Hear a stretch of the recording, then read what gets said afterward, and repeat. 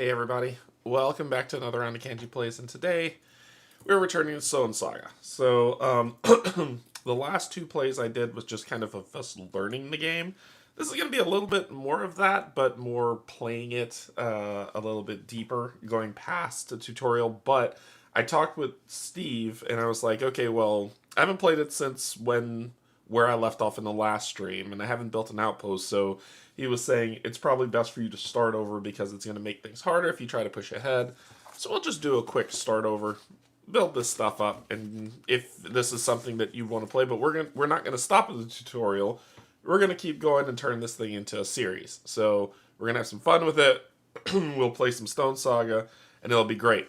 Before I begin, I just want to say thanks to my patrons, subscribers, and if you're neither coming in to hang out, thank you and welcome as well. Hey Chris, hey Sarah, how are you two doing today? We are going to have a fun time playing some Stonesaga.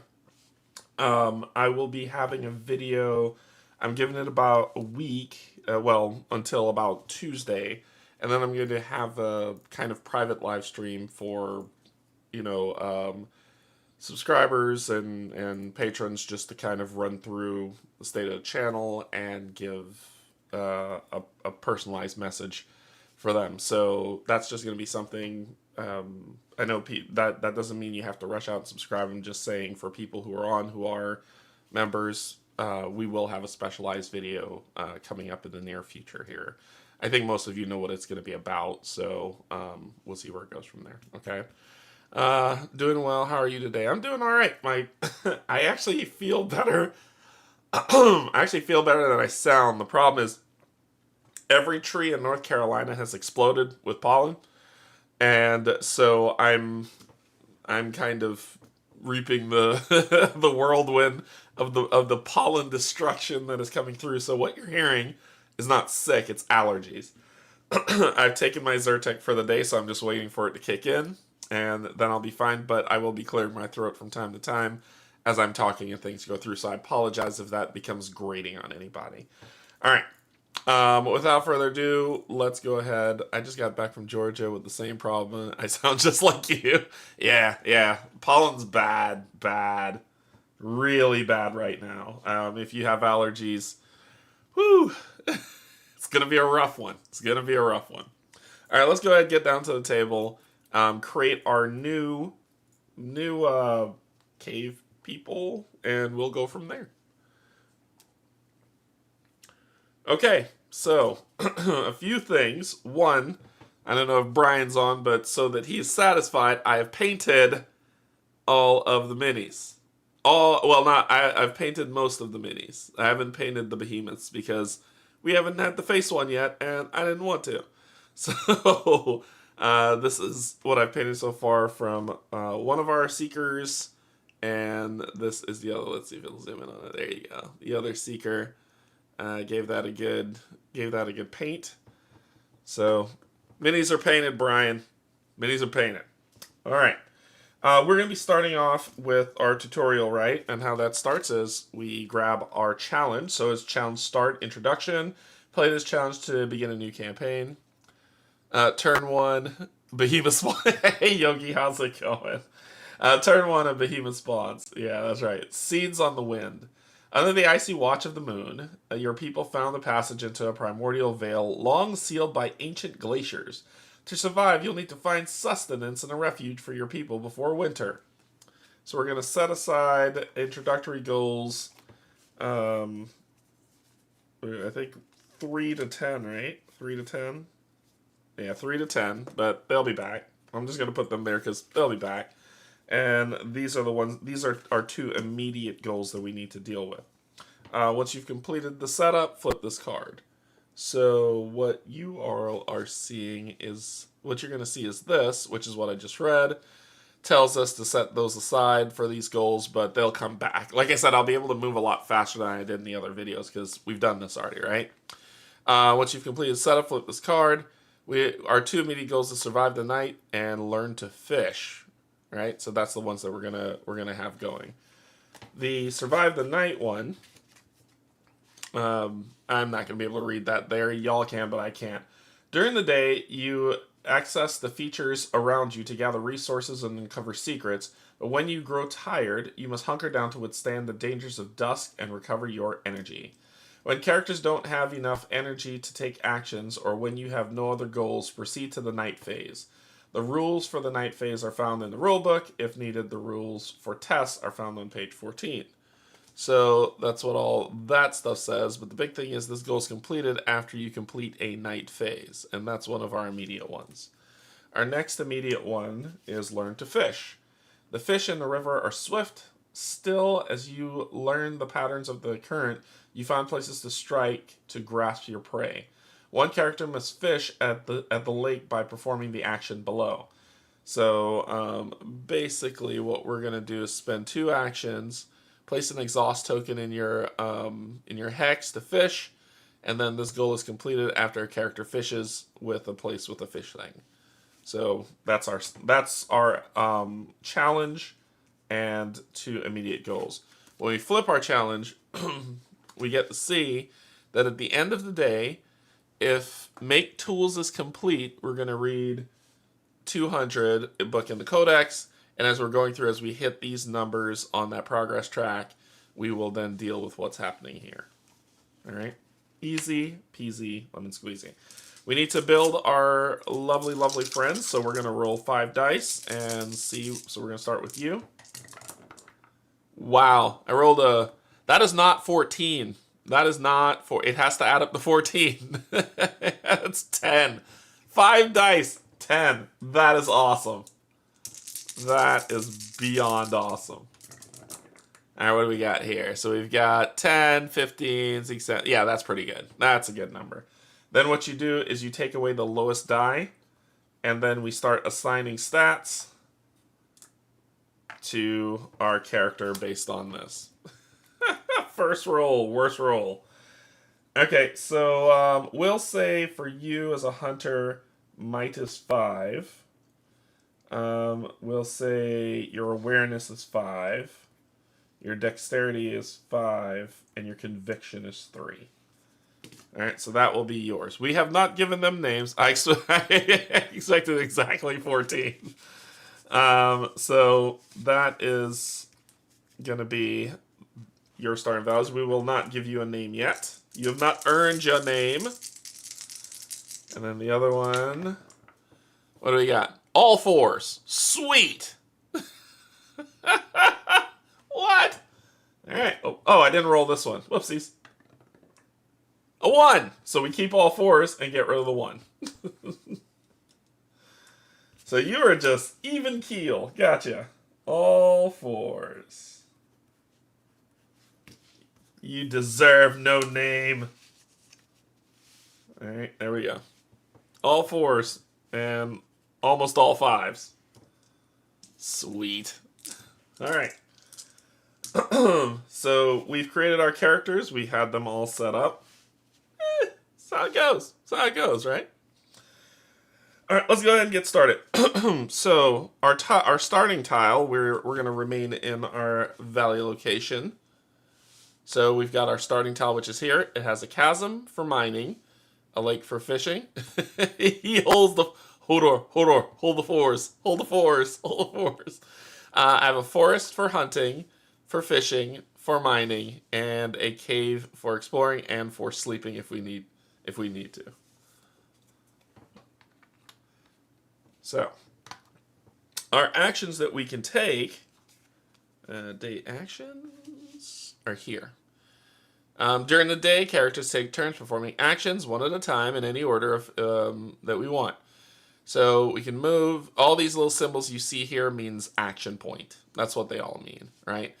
So the first thing we need to do is we need to build a shelter, because when it gets cold out, baby, it's cold outside, it won't be fun.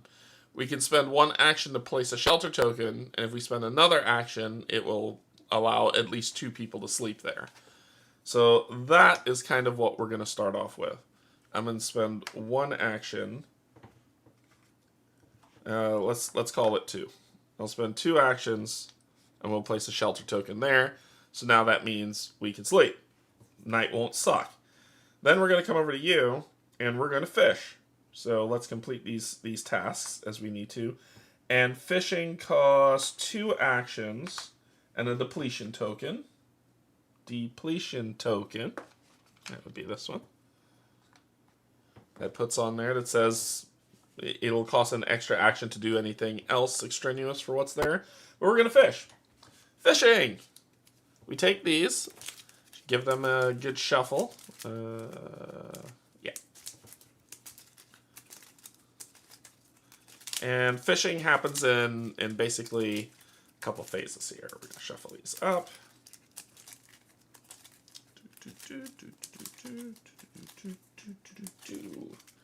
We're going to put... Nope, no, that's the... we're going to put this one out, which is the stock. So that's the stock that's there. The modifier is what's at the bottom, but we're dealing with the stock. So that's what we're looking at. And shuffle up again. And we're going to place fishing. So we're going to put the fishing lines out here. Right? And then we pause for a second. Now we need to roll dice. And I believe it's 3, but let me double check. I believe it's 3 dice for fishing. Yeah, I believe it's 3 dice. Fishing. Fishing is done on 38. Look how fast you can find stuff in a book these days. Reveal the stock. Reveal the strike zone. 4 dice. Roll. The players roll 4 dice. Yep, 4 dice. Not 3. 4. Hey, Cynthia. Hello. So we're going to roll our 4 dice.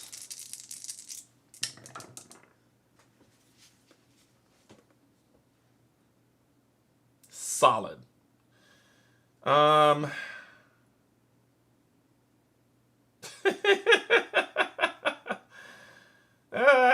boy. That's a solid roll right there.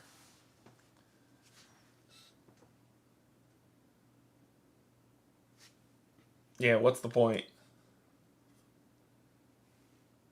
I'll just put those there and just say I failed.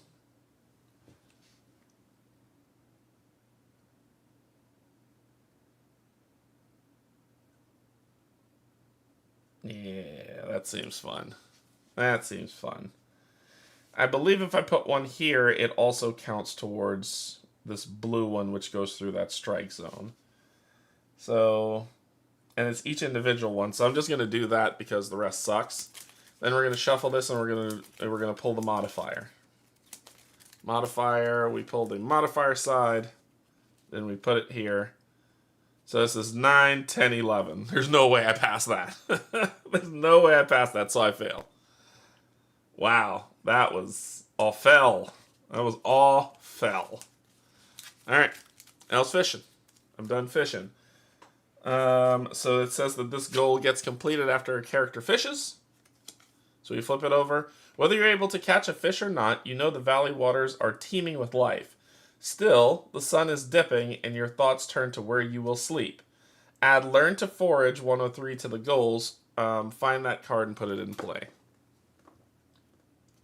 That's this one. It says, one character must forage at the forest or prairie by performing the action below. The plants and animals of the valley are unfamiliar to you. You'll have to look carefully to find useful objects in the tableau you build, and while avoiding predators that stalk the wild, or the vale. So we do that. Cool. Alright, you then are going to gather some water from here, so we will gain, and I will give my partner water, so we have water. And we can do forage on this locale. It's just going to cost us an extra to do this, and it's going to make this flip to make it even more expensive. So we don't want to do that.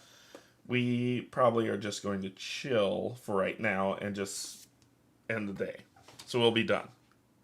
Day is over. All right. So check for. So then we go to the night phase. I like the book's breakdown of this better than this thing, honestly. I really enjoy the book's explanation of it. Night phase 51. I prefer it. So check for perished characters. Is anybody dead? No. Recover. During the recovery step, so characters can consume food and water to gain energy back. So after consuming food or water, basically we'll consume water. And let's see, energy back. Flipping those tokens from blank. After consuming, the characters regain energy, flipping those tokens according to the quality of the recovery. So the quality of recovery, each character gains energy according to the number of characters in the game. Because we are rested, we have a thingy. 2. For if there are 2 or fewer characters, you gain 2 energy. Fed, if a character consumed food during the step, they gain an energy. Hydrated, if a character consumed water, they gain an energy. Yay. Comforted, we gain 1 more. If a character during the day, it's blah blah blah blah blah. Hunger and thirst, we did drink, so we didn't have to deal with any of that. We don't have any. We have to perform. Are there any night actions or anything with Z's on them? There are not. We removed degrade tokens, which is this guy. That guy goes away. Reconcile the inventory. No inventory to reconcile. And then we resolve a night card.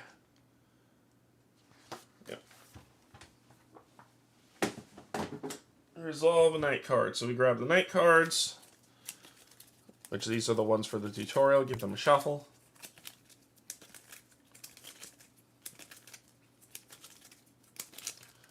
Boom, that's the one that we're dealing with. This one says, hazard, champion, result. Oh, each person has to, so it'll be for this person, right? It'll be for this one. Hey, Danny. Hey, Frederick. Hey, Brian. Resolve if there is a mystery token in an adjacent hex. Otherwise, resolve Tranquil Night. So we'll be resolving Tranquil Night. Tranquil Night says... the Tranquil Night represents a peaceful, restful night void of any unexpected surprises. When a character resolves the Tranquil Night, that character gains 1 energy. If they cannot gain any energy further, they are already at maximum, they may gain a boost token. So we're going to boost. We're going to gain a boost, and we're going to throw that boost. You're going to go hunting. So let's put that boost token right there for you. So we're going to gain a boost token for that. Alright. That's yours. Your night card. Primal Vision. In your dreams, you perceive the world through an ancient beast's senses. Primal instincts begin to flood your mind. Choose one and resolve it. We can either embrace the primal mind. If no behemoth mark is on the primal cave wall, read a story entry in the codex. Otherwise, gain 2 boosts to the strength one, and add to there. Or we maintain your sense of self, lose 2 energy, then place a mystery token on a randomly selected adjacent hex. See mystery tokens on rule.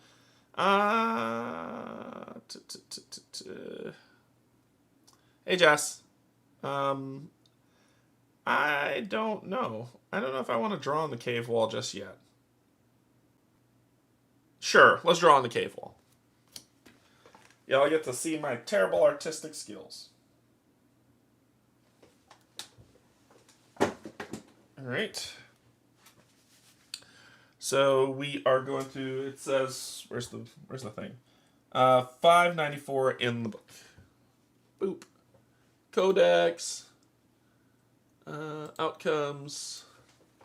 594. Search A. Within your mind's eye, you see a spreading canopy of trees from above. Are you atop a vast mountain? The world lurches forward, and the thunder of your footfall shakes the canopy. You have taken the form of a beast of unthinkable scale, striding across the landscape in pursuit of primordial instincts. The trees scatter like leaves as you stomp through the forest. You awaken covered in sweat, a dreadful certainty lingering in your mind. Sure. Somewhere, at some great distance, this beast treads forward with purpose. Choose one and resolve it. So we can reach out for the unfamiliar mind. If there is at least one behemoth without its mark on a primal wall, Randomly select one of those. Illustrate the saga of the primal. No. Seek the knowledge of this behemoth. You may spend... I don't have any of that. Or add to choose a behemoth with an active layer in the valley. Don't have that either. So I guess we're doing the first one. We'll reach out for the unfamiliar mind.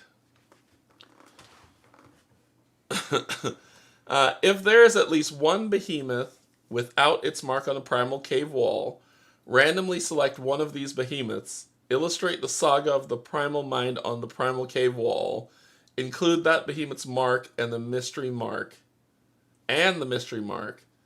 add 3 and gain 2 to... Okay, so we're going to do that one.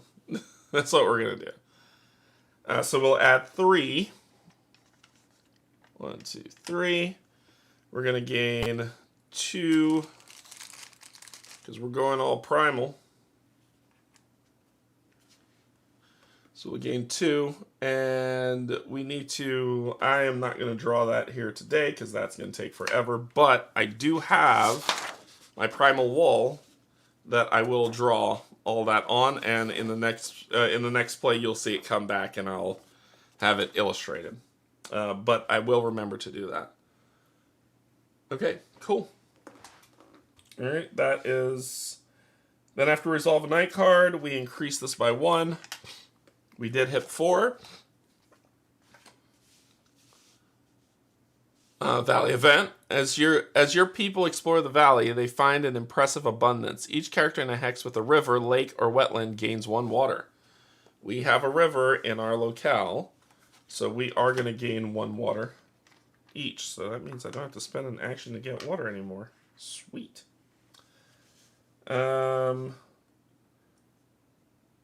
Check all the other upset people stuff. We don't have any. We have survived the night, so this is complete. The dawn breaks over the icy mountains, and warmth slowly returns to the valley.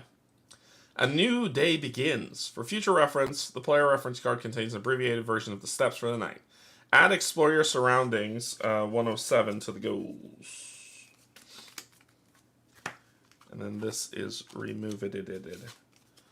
Explore your surroundings. Now that you have found sources of water and established shelter, you must take stock of your surroundings in a strange new place.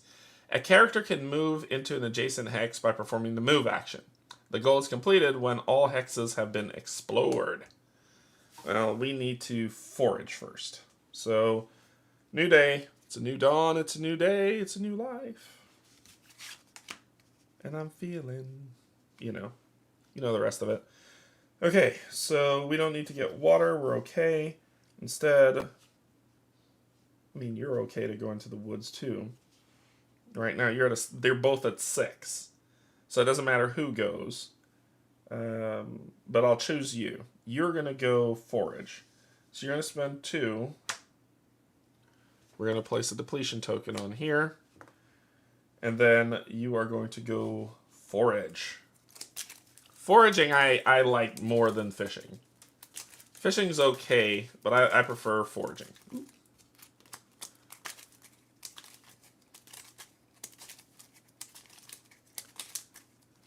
Alright, so shuffle these up. And we're going to reveal 1, 2, and then we're going to pick one and not the other. Right, which one are we going to pick? This one seems interesting. That I could use, but I could use the bone instead. So I'm going to pick this one. So then we pick 2. So we have that one. Then we're going to pick 2 more. Damn it.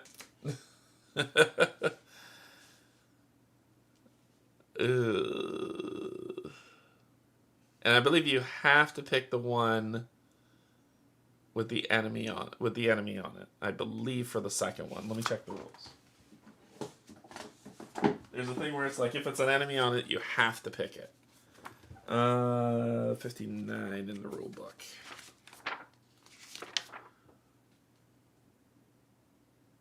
That's why. Yes, I'm not gonna deny that's the reason why I prefer it. Foraging. 43 is foraging.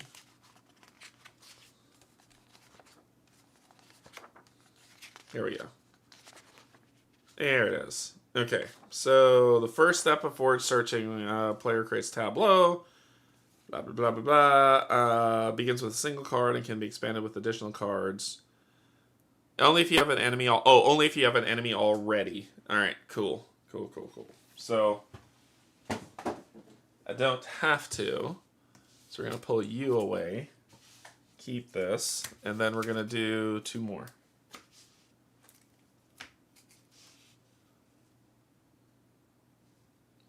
Oh boy. The trees. The trees are what we're working with. What's that thing? I think the trees are what we're working with. So I'm gonna grab this one because I'm gonna get those mushrooms. Alright. We pushed our luck and we built out our tableau. So what are we looking for here? We're looking for things that run through the entire foreground, midground, and background, right?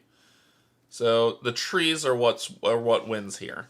You find all that, you pick one object, and that's what you get. We could go with this because there's one here and one in the midground, and actually one in the background if we wanted. So we could go with those nuts that are there if we wanted to.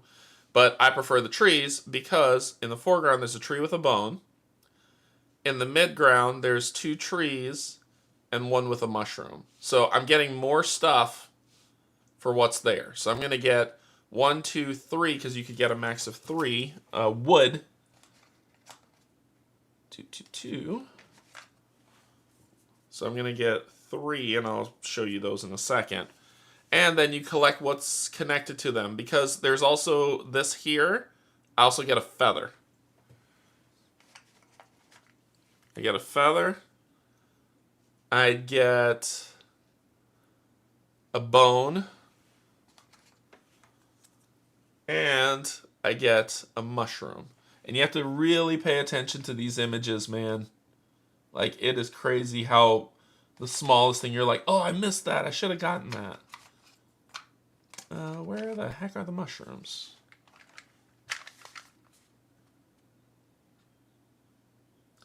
I don't know where the mushrooms are.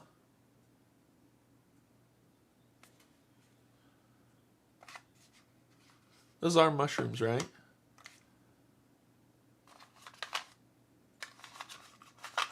Yeah, I have no idea where the mushrooms are.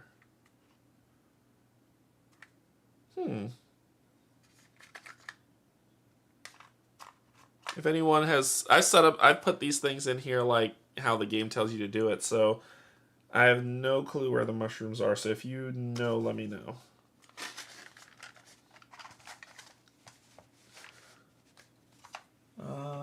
Oh, here they are. Got them. I got them.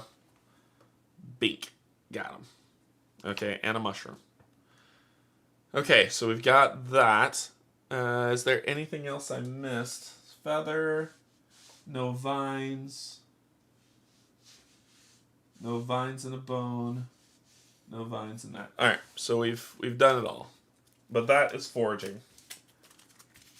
That is all the foraging. Then you put the foraging deck over there. You have collected 3 of these. So basically, we've got 3 sticks. And basically, if we have a fire and a knife object, we can flip this, and it becomes something that we can use to craft with, right? So we got 3 of those. We got a bone. We've got a feather. And we've got ourselves a mushroom. So that's what we have. And a mushroom's perishable. So you see this arrow here? At the end of the night, it's going to flip to that. And then finally at the end, it's going to get discarded. So it's going to degrade and then go away. Alright, so we've got these things. Fit them in our bag. So we got those in our bag for foraging. The goal is completed after our character forages. Flip and throw the card. The forest glades and open plains contain a bounty so long as you are cautious enough to avoid the predators lurking within. Now we need to learn how to mine, which will be this one. And it says, stone tools will be critical for building a civilization in the valley. Caves are one source of stone, but each feature that provides stone has a unique combination of portable materials, and that's a chasm. So we'll have to wait until the next day to deal with the chasm. So we haven't fully. So that was yours. So now it's your turn. We will explore. So we'll do this, and we're going to move to this locale. Before we move, we pull a journey card. And before we spend energy, we pull a journey card. We say we're going to move. I'm just so used to that. You don't spend energy when you move. You just move, and you pull a journey card.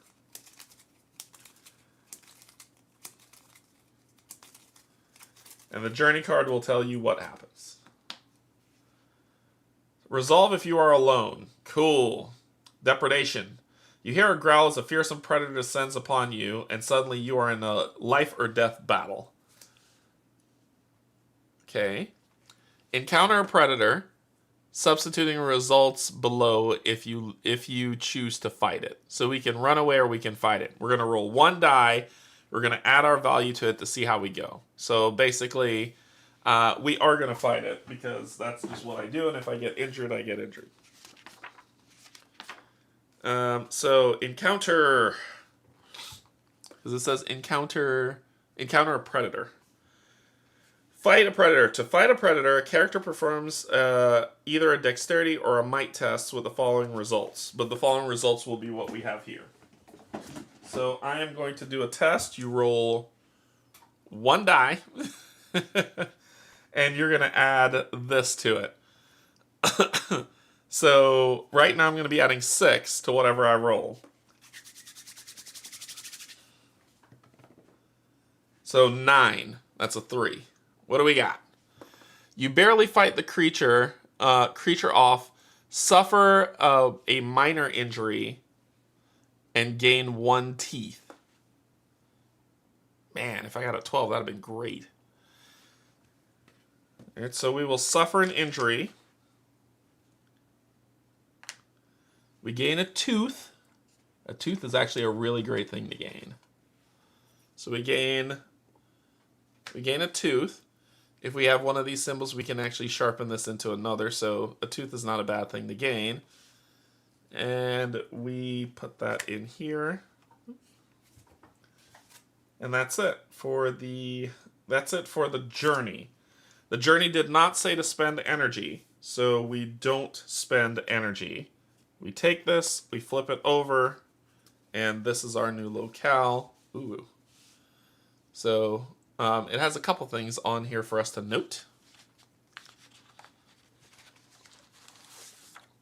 You have to roll a 6, I believe. That would be great. That would be fantastic. So what do we have here? We've got terrain. It looks like we have... That's considered a wetland. So we have a wetland where we can fish. Is that a cave? That looks like a cave, right? It does look like a cave. Yep. So we have a cave and a wetland in this area. Ooh, that's not bad. That's actually not that bad. So we're here. And you didn't spend any energy to do that. On your turn, what are you going to do?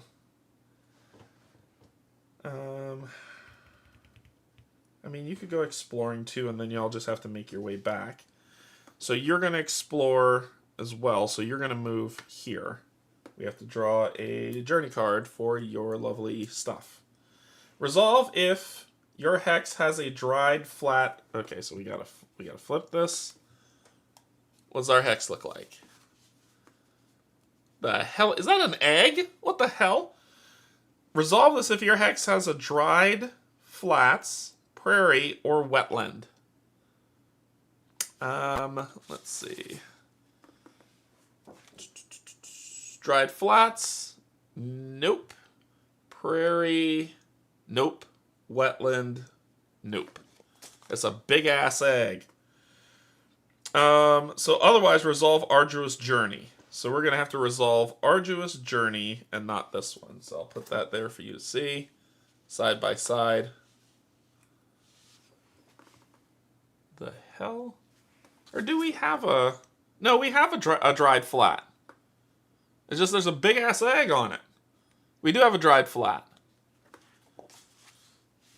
As you walk across a seemingly flat patch of ground, it gives way, tripping your legs. Alright, we need to test that to dig yourself out. Add +2 if you are weary, and add +4 if you have a shovel. So, right now we're at 6. And after we did this test, this would have gone away. We're at 6, and we roll 1 die. God damn it. 8. Oh my gosh. You don't find anything except dirt, but the mystery of the sinkhole compels you. Lose 2 actions, gain the inquisitive trait, recorded as one of your traits if you don't have one already. Anything else other than that would have been great. Anything else. A 3 or higher would have been just fine. Sure. Sure, game. Sure. Alright, so...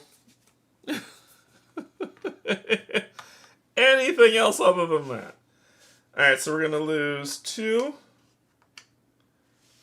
And gain the inquisitive trait. So our trait... This is the reason... And we'll do inquisitive.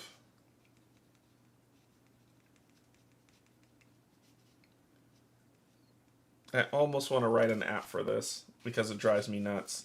Like, I almost want to do it. I almost want to write an app to make this game better.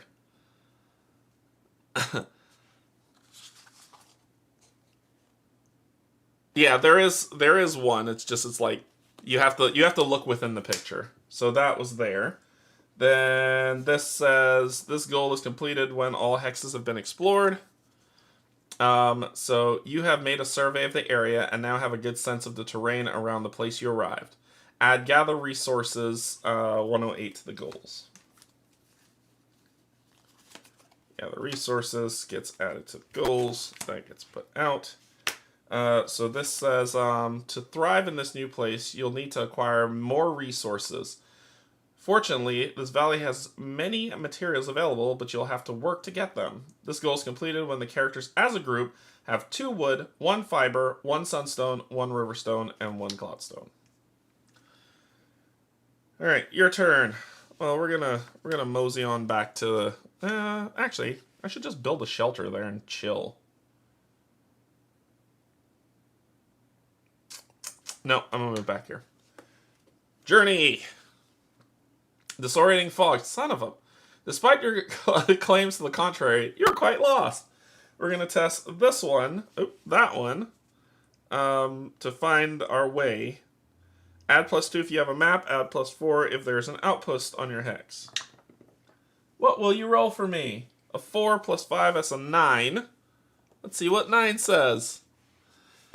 After a great deal of tiring trudging, you find your trail, just lose an energy. Alright, so we just lose an energy. That's it. We made our way back home. You are going home. Come on back. And you still have to pull... Oop, don't flip that. And you still have to pull a journey card. Resolve if your hex has a chasm... Damn it.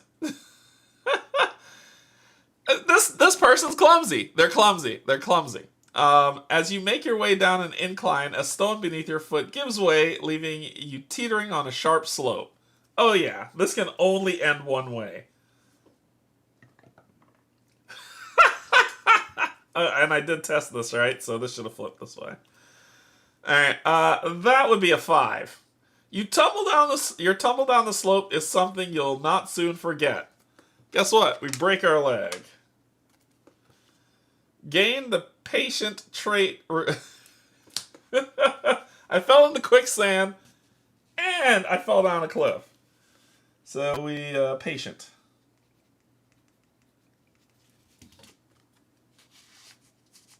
Cool. Perfect. Perfect. But I don't spend any energy. Alright. I think what I'll do for you is I'm going to spend an action to gather water. And put it in my bag for next time. And then we'll call it a day because what else? What Mr. Magoo and his caveman friend. Yeah, when it needs to count, that's when I fail. That's why they call me the jigsaw. When the chips are down, I go to pieces. Alright, so then we go check for perished characters. Nobody's dead. Recover energy. So basically, recover energy by the number of players. We need to consume water, for sure. Gain 1. If you consume food and water... Oh, I would have traded this with him. Yeah, with you. I would have traded... no, I'd have kept it. We're going to consume this mushroom. So we consume food and water. It says, if you consume food and water, degrade 1 malady. If you did not consume any water or food, suffer an injury. We're gonna consume that to degrade this malady. Perform night actions. We got nothing to do night actions on. Tokens that degrade, spoilage, rejuvenate. Get rid of that. Then reconcile the inventories. We're good. Then we solve for a night card for you. Resolve, shuddering skies. Great clouds sweep across the sky and thunder claps in the distance. Rain begins to fall. Everyone in your hex must test that symbol. So you first. That's an 11. Ooh. What do we have here? You gather some water, then find a dry place to bed down. Gain 1 water. Alright, so I have another water added in there. And then let's test for you. Yeah, that's about right. 5. What do you got? You spend the night cold, damp, and... Oh, God, really? If 2 or more characters resolve this result, we didn't. Cool, I just cured that injury, and now I am getting sick. Awesome. Awesome sauce. What do you got? Resolve if there is, or yes, there is. The stars swirl on the surface of a strange water you behold. We need to test this one. 10. All right, what do we got for 10? Let's see. Patterns of the universe. Add. So we're gonna add a few things. Is that a 2? No, it's a 1. We're gonna add 1. We're gonna add 1 here.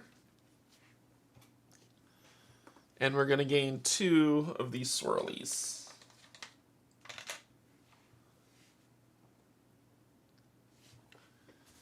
So either I roll well or I roll terribly. Gotcha. So we got rid of that. We reconcile. We resolve the night card. We increase this by 1. And we check death. And that is it. It's a new day.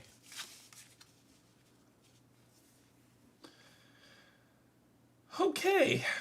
That's fantastic. First thing we're going to do is trade with each other on the hex for free.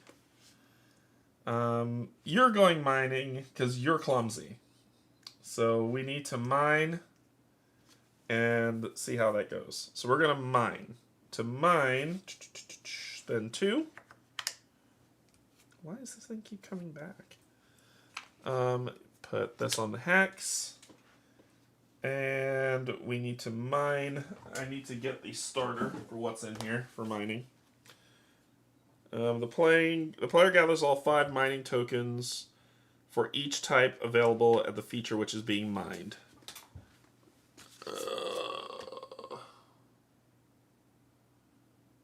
So this is going to be a chasm.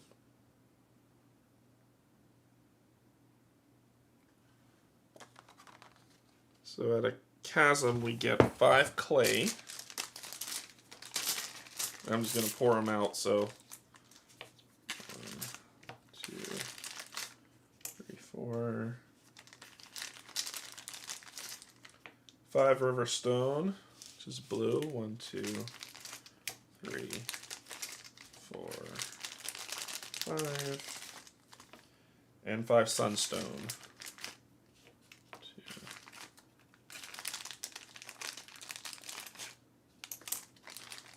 Oh wait, these are cloud stones. These aren't river stones. These are cloud stones. Those are the river stones. So 5 clay, 5 river, 5 sun. Not cloud stones. Okay. We're going to grab the mining bag, which is here. Dump them all in.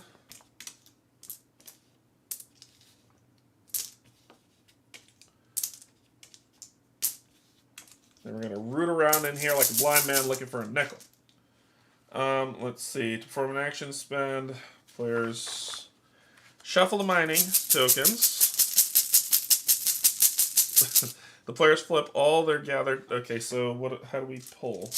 The players gather all 5, which is being mined as follows. Gotcha. The players flip all of their mining tokens so that the omen side is not visible, mix them up, and then, without looking at the omens on the other side of the shuffled stones, the players take a number of tokens and place them in their draw bag. Oh, I went too far. Alright, so I know a good way to do this. So at a chasm it's 2 clay. I know how to do this.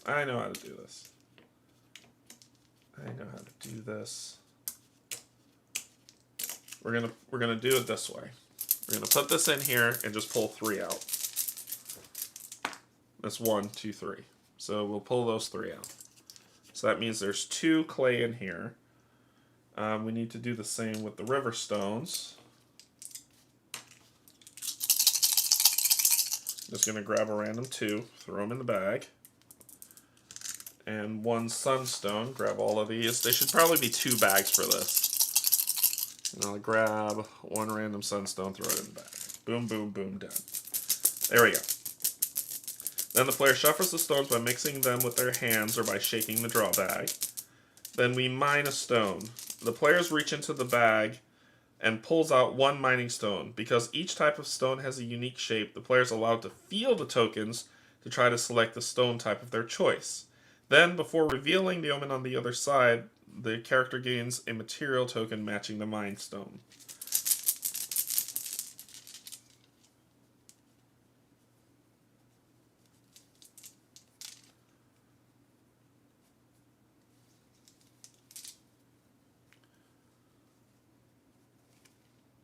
I got clay. It's not what I wanted. That is really not what I wanted. Okay, so reveal. Okay, so it says the player reveals the omen on the mine token and resolve the effect of that omen as follows. If the revealed omen matches a current omen, the current omen I think is on the... Oh, the current omen's here, right? I think this is the current omen, so it does match. I think that is the current omen. The current omen... A current omen is an icon represented on the top of the Night Deck's discard pile. Oh, so it's a star, so we do not match. We do not match. So it says if the reveal omen matches the current omen, the player consults the mining chart in 183 of the Codex and resolves this effects listed as at the intersection of the matched omen and mining feature. After resolving the effect in the mining chart, proceed. If the revealed omen does not match a current omen, it has no effect. The player proceeds to step 6. So I need to get a token first of all. Oh,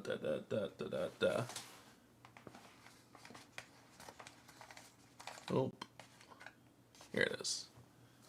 So let's get our token. So we need fire to use it, which sucks. Okay, and continue mining. The players decide whether to have their character continue mining or stop mining. Unless the game effect states otherwise, the character may mine up to 3 tokens per action. Let's keep mining. So we found 1 of the clays. I'm looking for something in particular. I'm going to grab this one. That's the one I'm looking for. Okay, so let's gain our sunstone, which is this. I just need to find 1 more of them. I need to find 1 more sunstone. What do we got? Boom. That is not that. So then we'll go on to the next one. We're gonna grab this. This should be a river stone. I was feeling for that, so that should be a river stone. So let's grab the river stone. Oh, perfect. Well, almost perfect. I need a symbol like that to be able to carve that out. So we got a river stone, and we're gonna flip it. That does not match. Okay, so we've mined.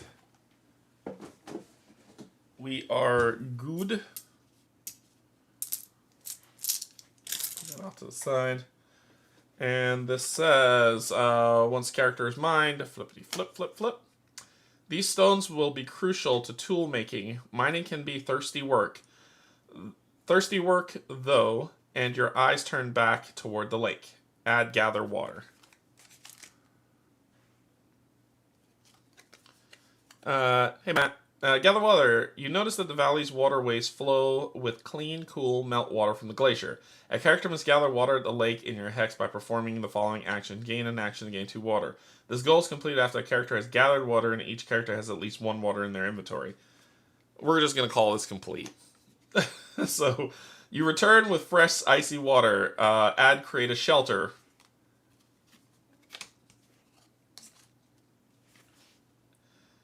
Caves aren't ideal for long-term dwellings, but they can make good temporary encampments. By scouting and preparing a cave, you can make a seasonal habitation. A character prepares shelters in a cave by performing an action.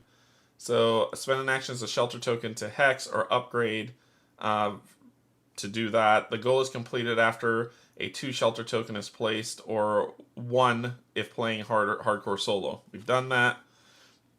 Your improvised shelter only lets 2 people rest in comfort, but at least it will provide a break against the wind when you decide to rest.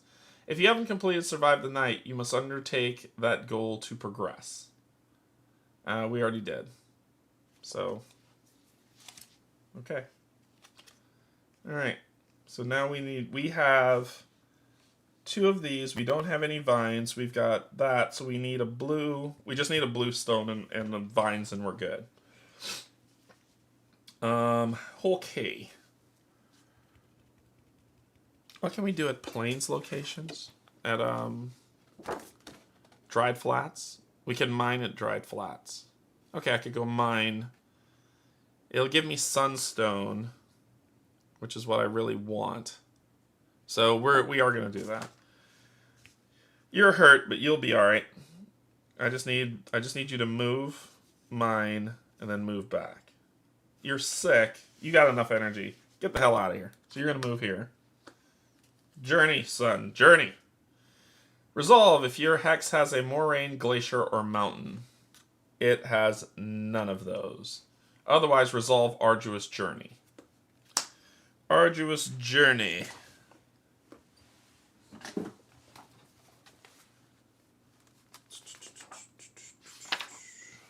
What is that on?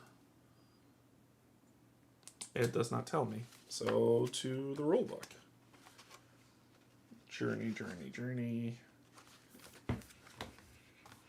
Arduous journey. 26. An arduous journey represents a character's trek through terrain features when moving.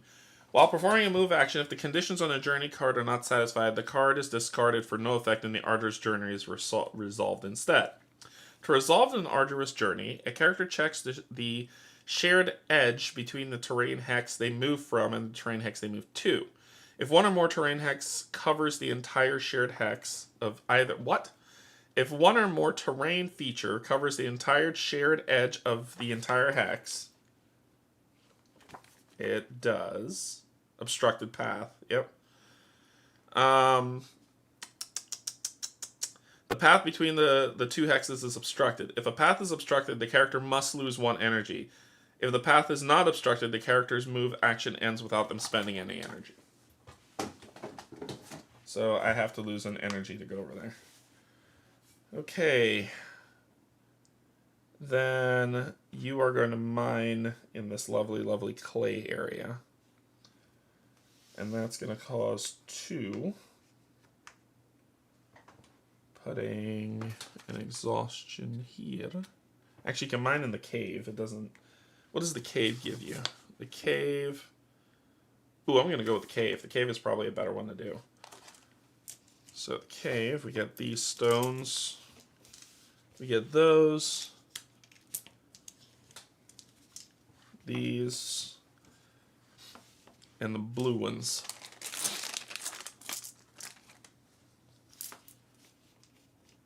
Alright. So we're going to shuffle up the blue and put 1 in there. 1 goes in the bag. How much goes in? 2 goes in this one.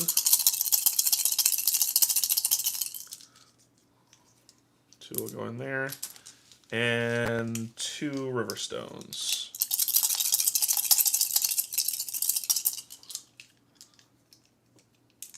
Take 2, put them in there. Okay, here we go. What are we feeling for here? This should be a sunstone. Damn it. Alright, well, gain another one of those. That'd be for you. Nope, that doesn't match the omen. Yes, that's what I'm looking for. Uh-oh. Uh-oh. Running out of space. Well, I don't have to worry about it right now.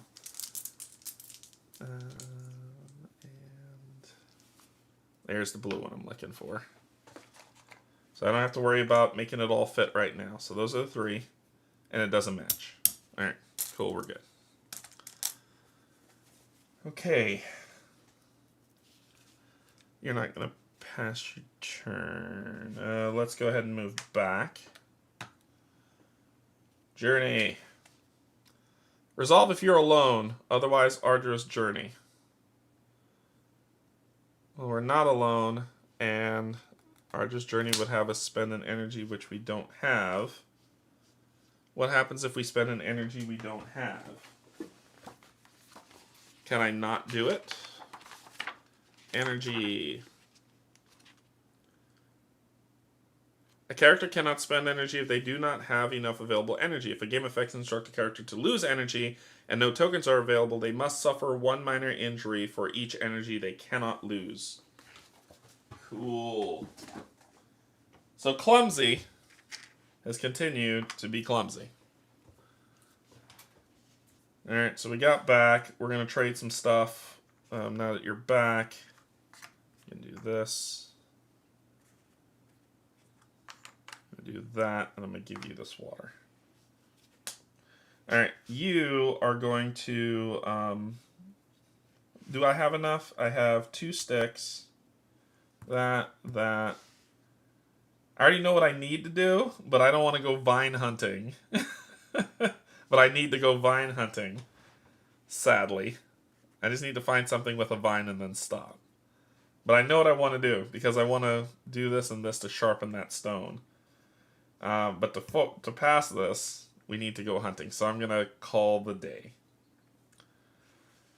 Okay, calling the day. Day is over. Recover 2. Consume. Get 1 for hydrating. Get 1 for being on a hex with a shelter. I did. These won't get worse. No night actions to perform. Get rid of these 2. Reconcile the inventory, which we did. Resolve night cards. You.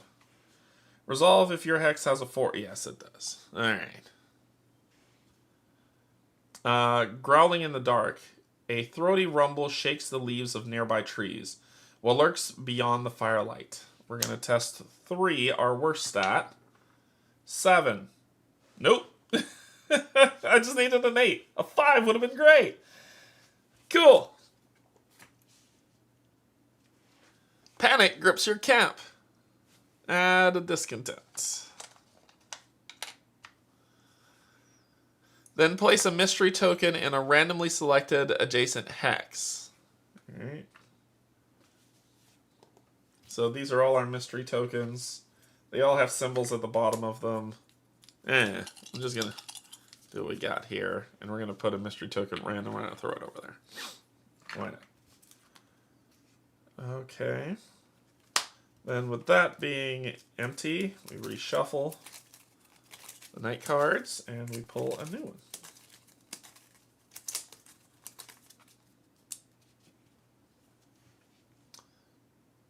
It's the same exact card.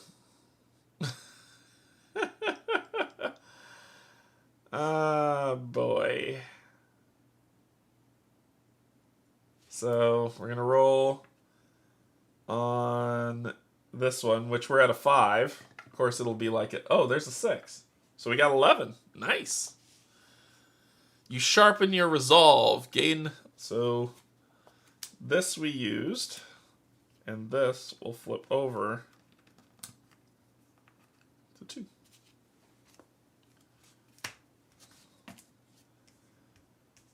Alright. Increase this to 6. Check that. We're 1 away. And that's it. Okay.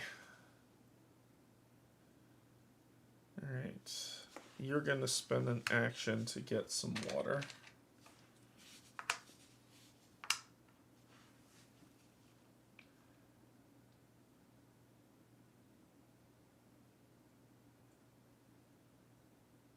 You're going hunting.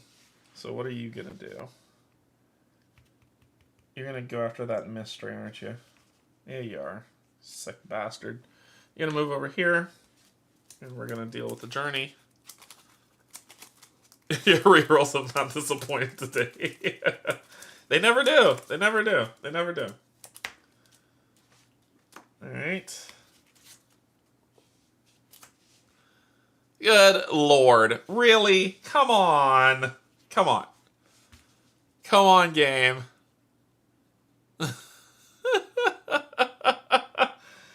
clumsiest. The clumsiest one is the one that's going walking. Oh, no, I had you hunting. It should have been you going over there. 4 plus 4, 8. I got an 8. You skid down the slope and scrape your leg. I gain a river stone. I got a river stone for it. Awesome sauce. But I skinned my knee. So I would suffer this.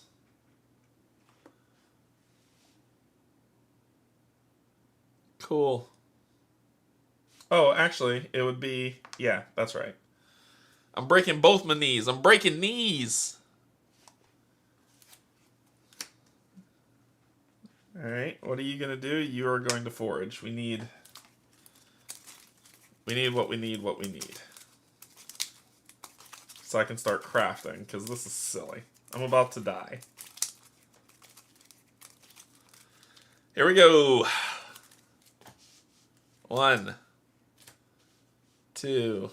No vines on that one. So, yoink. Yoink. 1. There's some vines. 2. There we go. We're going to stop right there. That's what I needed.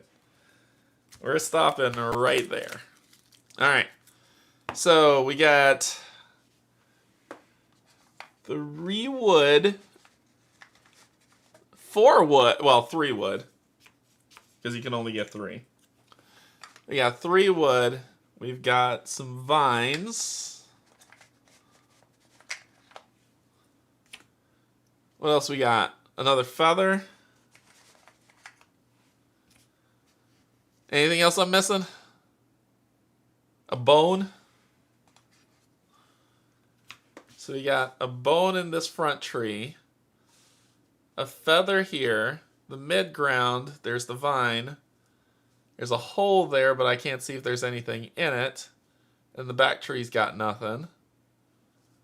What's that thing? What's that? What is that? I don't know what that is. Is that just a part of the drawing?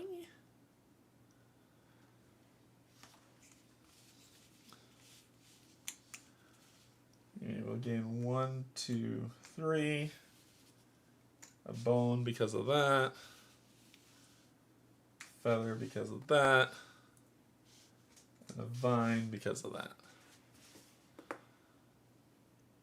I don't think I missed anything else. Yeah, I don't think I missed anything else.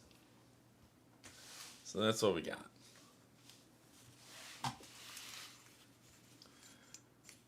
Your bag runneth over. And this is depleted. That. It's back in there. We completed this because we got what we need. Your hard work is paid off and you're gathering several useful resources. We need to process resources, which this says a character can take the process action to do stuff. Your goal is completed when the character, as a group, have shaped a cloudstone, a flaked riverstone, and woven fiber. Okay, so we can spend an action to do a bunch of stuff. First, I need you back here without dying. Could that be possible for you to do that? Come on back. Come on back. We'll worry about that mystery token later. Lonely path. You find yourself terribly alone in your wanderings. So we're going to roll this as a 4. And we rolled a 10. Ooh. 4 plus that's 10. So test that. Your song invigorates you. Gain 1 to any attribute. So we're going to gain a boost. Let's gain a boost to this water thing, because that's what I'm always falling down and hurting myself. Okay. Alright. We don't spend an energy. So we're going to spend... So now we're going to start So now we're going to start doing some stuff. First things first. We're going to do this. So we're going to spend an action to process. Now, here's how processing works. We're going to spend... This stone has this symbol, and we can use it to do this, right? So we can process 3 things that are not the same. So we're going to use this on this to flip this, and now we have that. So that's 1. Then...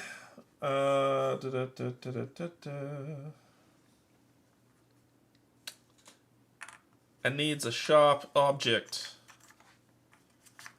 Then we're going to use this on this to do that. And then we're going to use this on that to do that. There's my sharp object. So that's what we got. So that's 1 action. We're gonna have to fix a lot of this stuff. All right. So we had to. It says we just need woven fiber now. We've done a cloudstone. We shaped a cloudstone. We flaked a river stone, and now we just need to do this. So for this action, you are going to take 3 actions. This is going to use that symbol there for that, to make woven fiber. So that's 1, but we've done what we needed to do to accomplish the process, right? These refined materials will come in useful for crafting items. You'll need their tool icons to process additional materials. So we will gain the processing knowledge card and add making tools to what we have. So let's grab the processing knowledge card.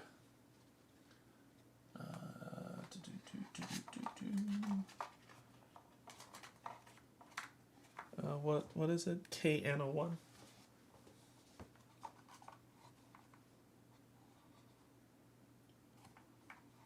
Actually, I think it's a big card. I don't think it's one of the small ones. I think it's a big card. I think. It's been a while. No, it's not a big card. KN01.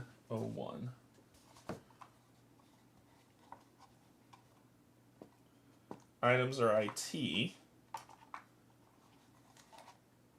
ST. That's behemoth.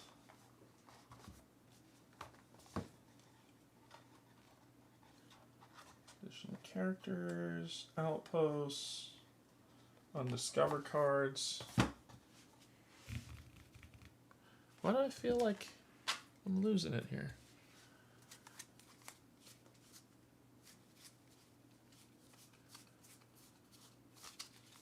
KN is knowledge, I think. Tarot card size. I thought so too. Maybe I'm going crazy.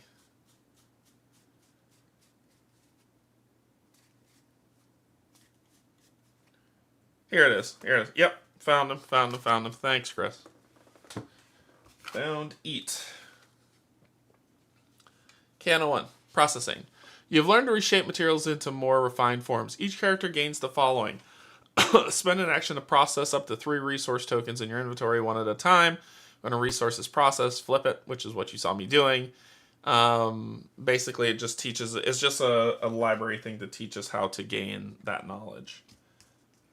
All right, so making tools. Tools, clothing, and perhaps even weapons will facilitate your survival in the valley. You'll have to experiment to discover what can be made with your materials when found. So we need to put those together. So it says the goal, we need to make 3 different items. Anyway, part of the first action. Use this to make that, right? So that's 1. We're going to use 2. We're going to use this to make that.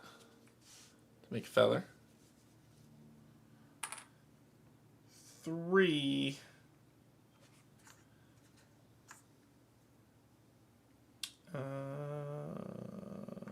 What are we going to do for 3?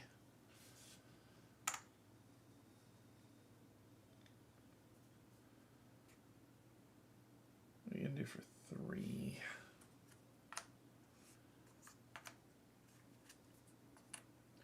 Oh, this is 1. That counts as 1.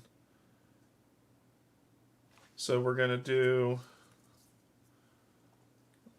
So we need that, which counts as that symbol. And that, which counts as a nice symbol. So we have both. So we can flip this over to that. Now that counts as that symbol. Then you will spend an action. We're going to keep it going. We're going to use this on that to flip this. 1. A lot of things need fire. A lot of things need fire. We're going to... Oh, I can't do that. That's the same thing. We're going to do this one on that because we have that symbol here. Do that. So that's 2. And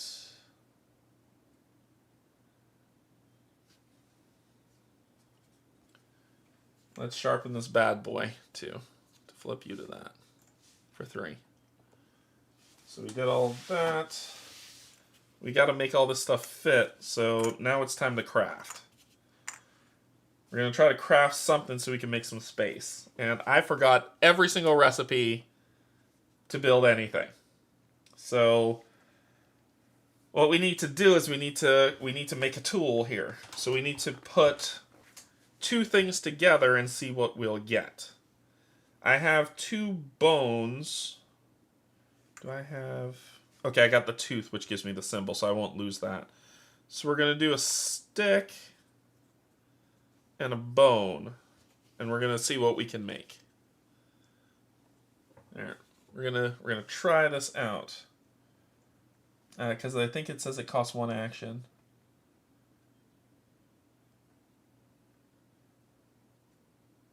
I think it costs 1 action, right? Process is 1 action. Craft is 1 action. We're crafting. Okay, so how do we want to do this? We could go...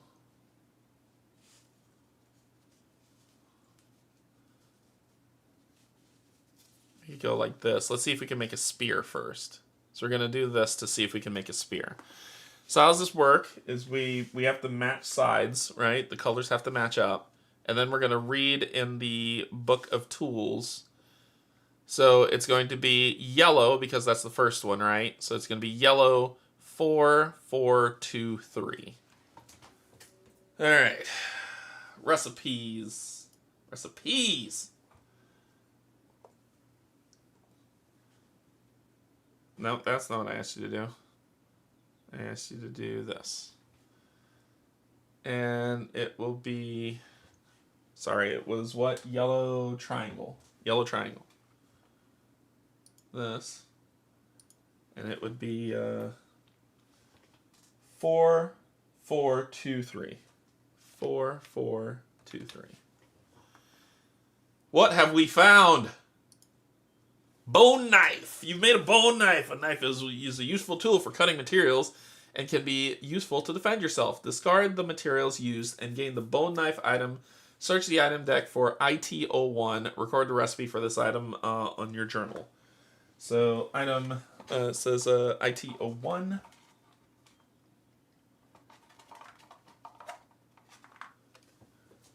All right. So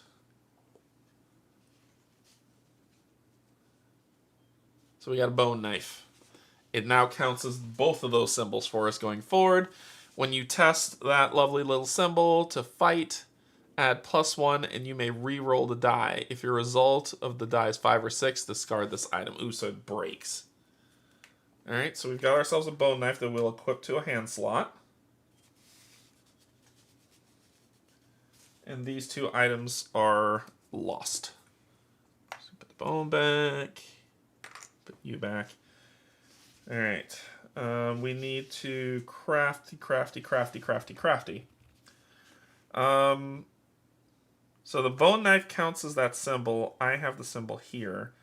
But we want to put some stone. We want to put some stones together. If I put a stick and a stone together, I think that might make the spear.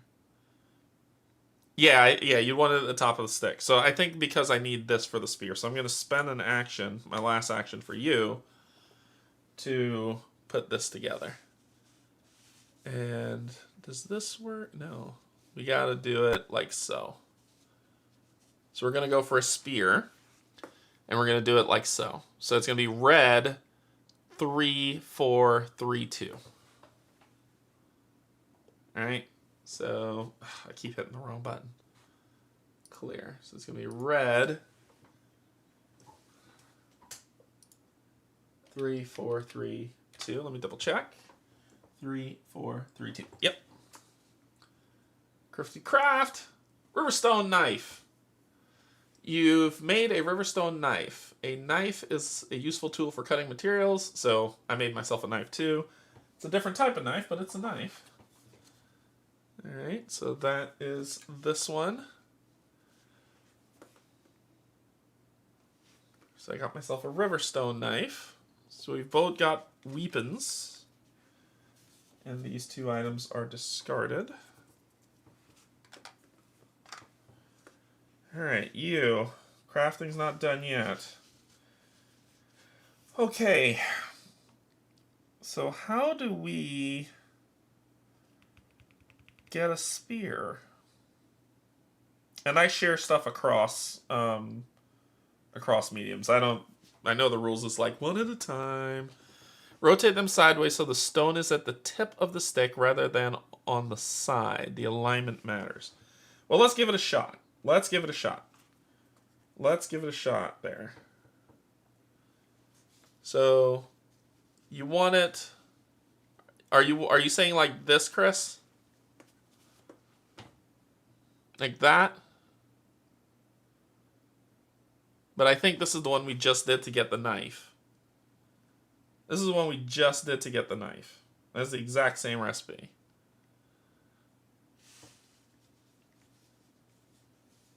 The only other path is like so, which it's pointing down, which probably won't yield us what we want. No, rotate both 90 degrees. Like so, and like so. You mean like this? Like that? You mean like that? right? Sorry, I know it's delayed. Once you say yeah, it'll take like 5 seconds and then it'll pop up for me. So I'm assuming you mean like that. 1422. No. Yogi said no.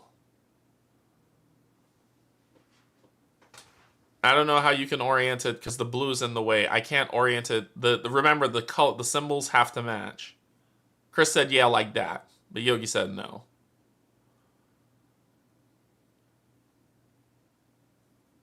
All right, we'll try this one and see what we can craft. I say yes. Okay, so let's see what we got. So let's come here. Clear. That is another red. And it is 1422. Craft. Riverstone Spear! Boom! You've made a Riverstone Spear. A spear is useful for hunting, fishing, and defending yourself. Discard the materials used and gain the Riverstone Spear item.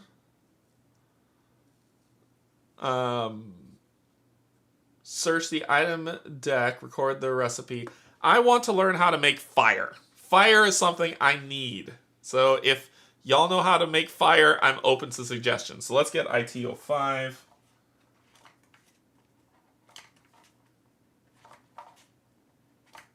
3, 4, 4, 5. That's this one. Riverstone Spear. When you test a fight or hunt, you may roll if that reroll is a 6, discard this item. When you fish, before assigning dice, may reroll dice, limit 1 spear item when fishing. Okay, so we now have crafted 3 items. This is complete. You've discovered the means to make something useful. These and other items you'll discover will be invaluable to your people. Gain crafting knowledge. Cano 2.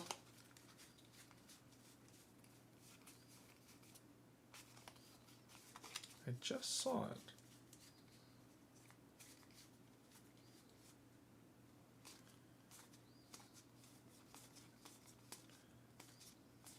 I don't have 2.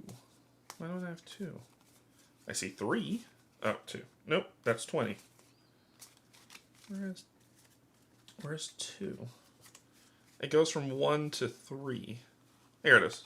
It's hidden. Nice and hidden. Alright, first let's get rid of these. These are gone. And there's the crafting knowledge one. So put back that and put back that for stuff. By combining 2 materials, you have created more complex tools. Each character gains the following action to attempt to craft. Select 2 tokens to put them together and build what we need to build. So, yep. So we've got some more knowledge for our codex. This says at the end of the day, if Make Tools is complete, so we have to wait till Make Tools is complete to do that. You've completed your last goal for this challenge. Refer back to the challenge card to see what happens next. So we got to wait till the end of the day. We're still going. We're not done. We're still pushing forward. All right. You still have actions because we haven't hit the end of the day yet. What do we got? What do we got? What do we got? All right. So I got a river spear for you and a knife. You know what would be cool to make? A bow. A bow is what I want. What do you think about if I spend an action to put a stick like so? What do you think of that? Would that be good enough for a bow? What do y'all think? Am I because I know y'all were saying like how it faces matters. Do you think that'll get me a bow? Or do I need to orient it differently? Something to think about. Drink some water while I wait for response. A bow would be awesome. I hadn't tried that one. Do it. Yeah. Let's try it out. Let's try it out. So it's going to be yellow, 3255, 3255. All right.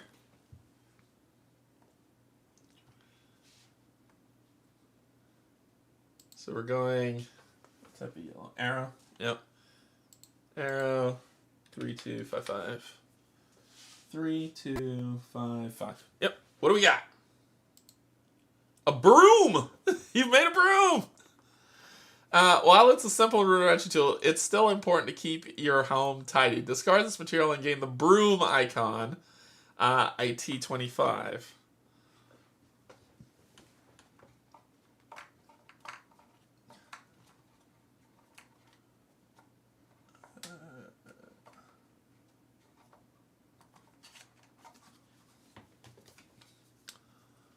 What does the broom give us? If your hex has an outpost, lame. Yeah. Well, it can help. It can subtract from discontent, which is good. So basically, we'll roll a d6 and hope to not roll a 1. Okay. So we've got a broom, but this is an item, so this will go in our item slot. And these are lost. Stick in the fiber. All right, that was an action to do that. We got one more action. I need to keep this. I need to keep that. This, yeah, I'll keep for you just in case. We can use this for something. I think we might be good. I think we're good. We spent what we needed to spend the build up, so I think we're gonna call it a day. All right. At the end of the day, we're going to go to 200 in the codex. So we're gonna pull up the codex. Outcomes 200. By finding vital resources, creating tools, and preparing to build a shelter, your people have created a solid foothold in the Vale. But rumors spread. A shadow that swallows the moon, clouds of disturbed dust, and howls that echo off the high mountains. At the end of any day, you may end this challenge. Okay. Add putting down roots to your looming challenges. Okay, I'll put that here. And we'll look at that in a second. I just have to trigger it, but so many games. Do it, Elaine. Do it. Prioritizing exploring the valley. Illustrate the saga's new horizon on the primal cave wall as described on 69, including the arrival mark, the mystery mark, and the mark of your starting region, the Verdant Vale or the Skyreach Plateau. Each character gains one of the following traits of their player's choice: inquisitive or weary. One of them already has inquisitive.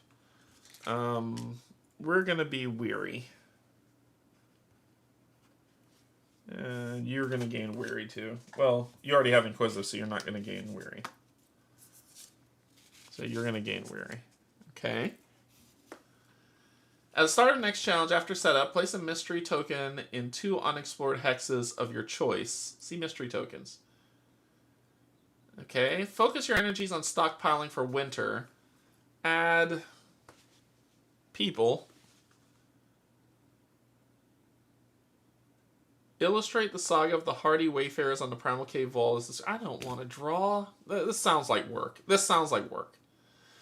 Each character gains one of the following. So including that, each character gains one of the following traits: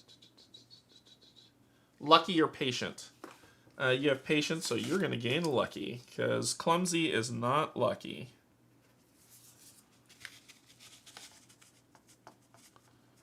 Okay. After making this choice, end the challenge by following the instructions in the ending challenge, page 9. Jesus Christ. All right. 95.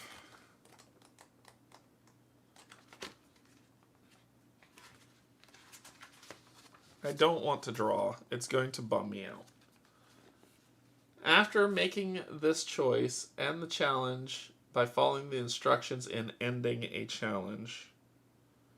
On the rulebook, page 95. That is not on page 95. It's challenge ending instead of ending a challenge. Okay. Many elements of the game persist between challenges. This section instructs players what to do when a challenge ends. I don't know what the symbols mean, but sure. Retaining supplies. At the end of each challenge, some supplies can be retained for the next challenge. For each character, the players may choose up to 5 items and up to 5 material tokens from that character's item, or from any structures in the hex that character occupies. All other items and materials are returned to the supply. Okay, so 1, 2, 3, 4, 5. 1, 2, 3, 4, 5, 6. I'm going to lose one. We'll lose a wood. Those aren't hard to get back. And materials, you can always get water. Okay, then what? Character and legend cards. Characters cards persist between challenges. Generally, a player continues the campaign using the same character from the previous challenge until the character perishes due to aging and becomes a legend. At that point, the player creates a new character to use. Culture. Oh, I was supposed to do +1 to this thing, wasn't it? No, it didn't. Yeah, it said add 1 to this. Okay. Set aside all components, mantle powers, structures, knowledge that are part of the cultural knowledge. Character states. Characters discard any maladies, boosts, and energies in their mantles.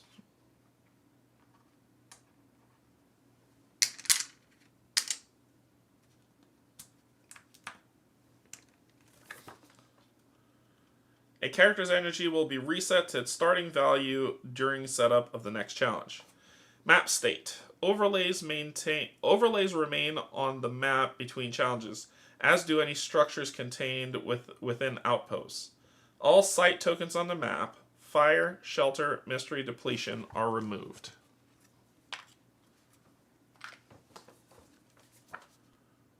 As well as any special site tokens that are replaced on hexes or overlays. Okay. Each society track is resolved differently at the end of a challenge. Activity track. The activity track is reset to 0 after each challenge. Lore track. Lore track is reset to 0. Population track. Population track is not reset after each challenge. Unrest track is not reset after each challenge. Okay, so then there was a symbol of these things that I've no what it mean. No what. After making a choice and the challenge. So illustrate the saga. Oh, we're illustrating the saga, including the arrival mark. So we have to draw all this crap. I don't want to do any of that. Sorry. Challenge ending.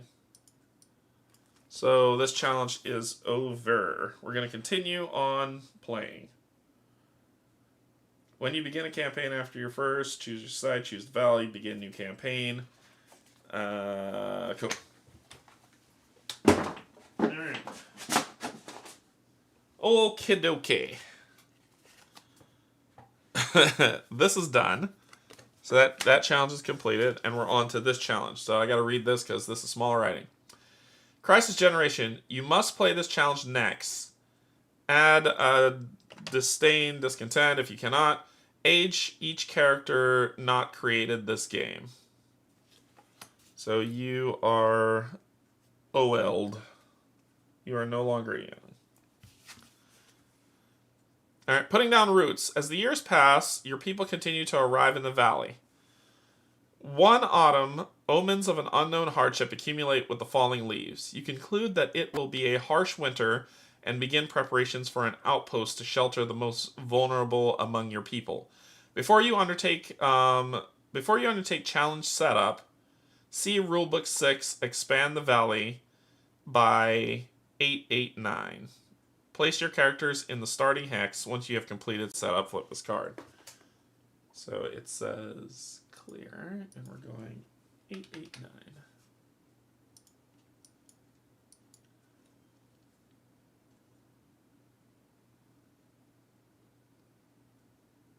So our immediate goal is to establish an outpost, which is GA01.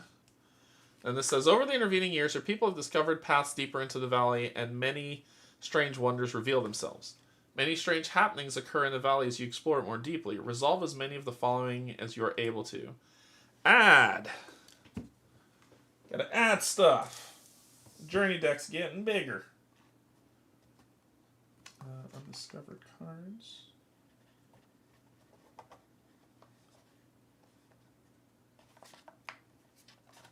Those are night cards. Let's see if we can find the journey cards. Okay. Journey cards. Hey, look how easy that was. Okay, so we're adding journey cards. Add JE 01 to 04.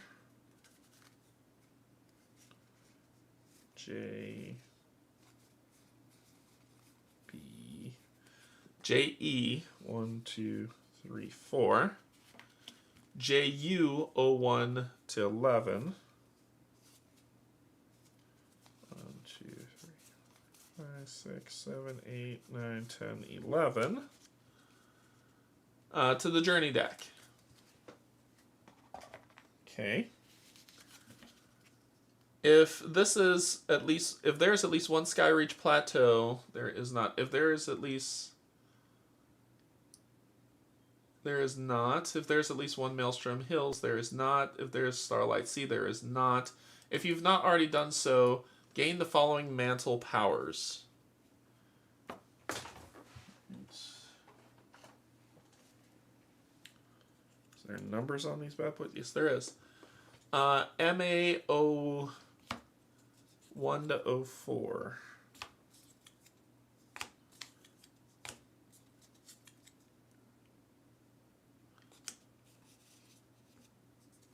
Yeah, or stickers. I'd have gone with stickers over draw. I don't want to draw. That's not.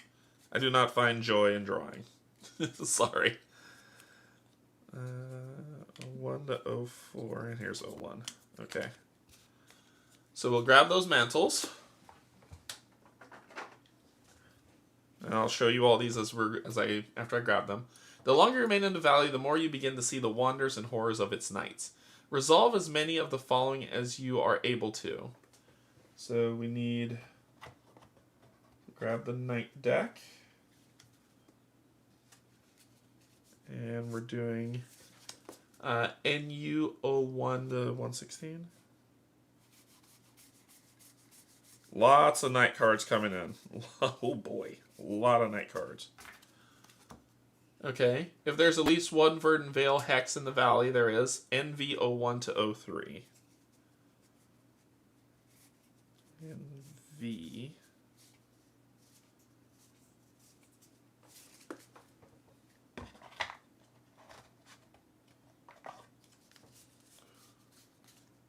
Those are journey cards. NV01 to 03. These are all in use, right? Yeah, those are all in use.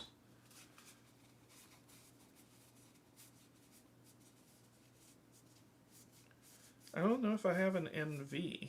Oh, yeah, we do. 1, 2, 3. To the night deck. Okay. Put those back. Then your people explore. Find the last great bastion of the mighty glacier. Follow the steps below. Add a new terrain tray to the valley. This terrain tray must be placed adjacent to the northmost hex, and touch as many edges as possible.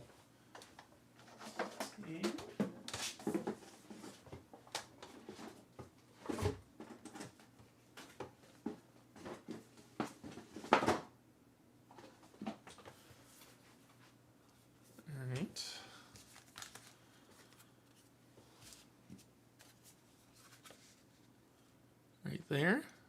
Okay.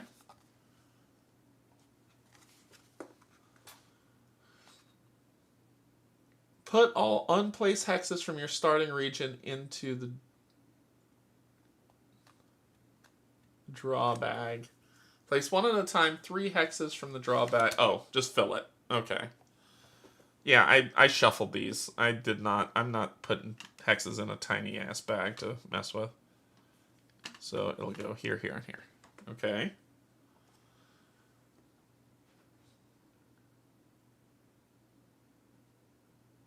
Place the hex glacier cap overlay HX01 on top of the hex in the newly placed tray. The fart? HX01A.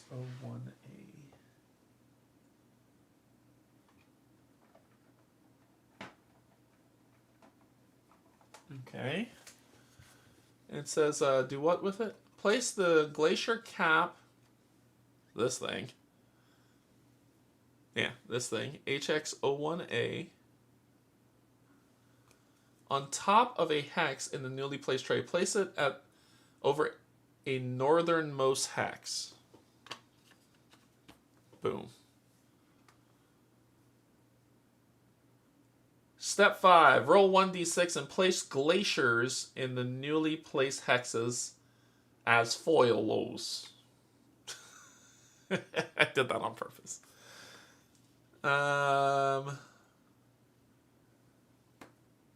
Place glaciers.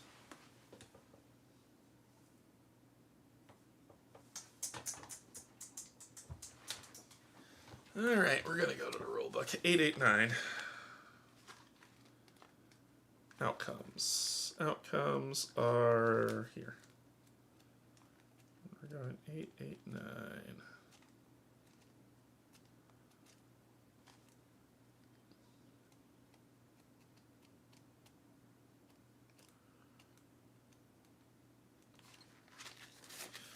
Okay. All right. Now I have a picture of what this looks like.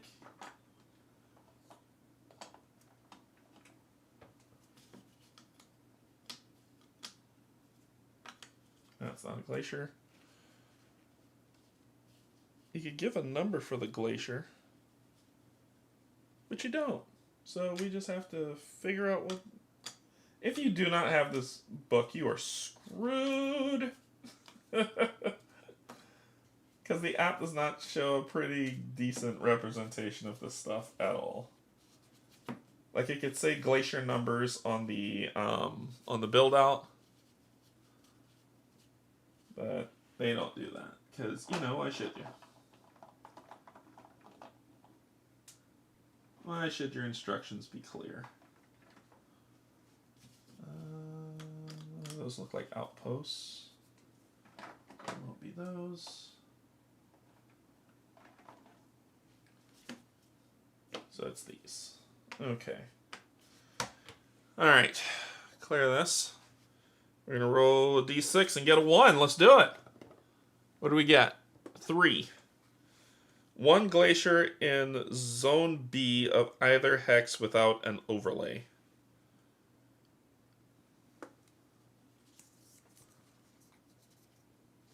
The frick is a zone B?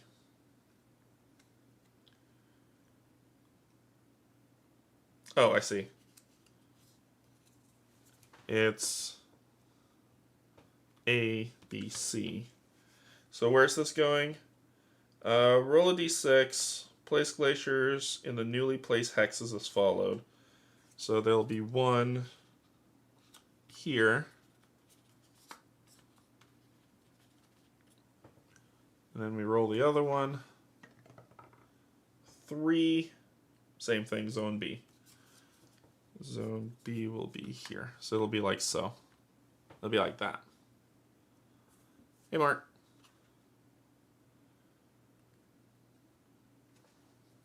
Okay.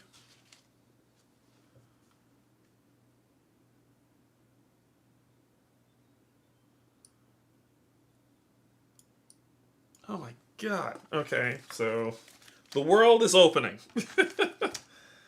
A lot of stuff is about to happen. Here we go. Nature of Beasts additions. If you're playing with the Nature of the Beasts expansion, which I will be adding that in, for our playthroughs going forward. But for right now, hey Mark, this game looks interesting, but I doubt I'll play it. So, oh yeah, for sure.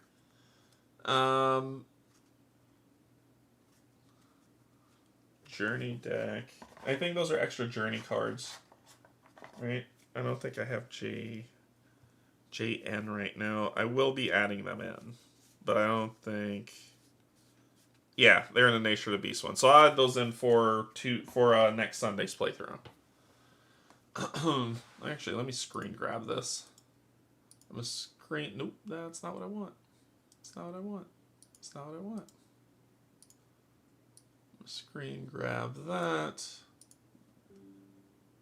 Okay, that's for later.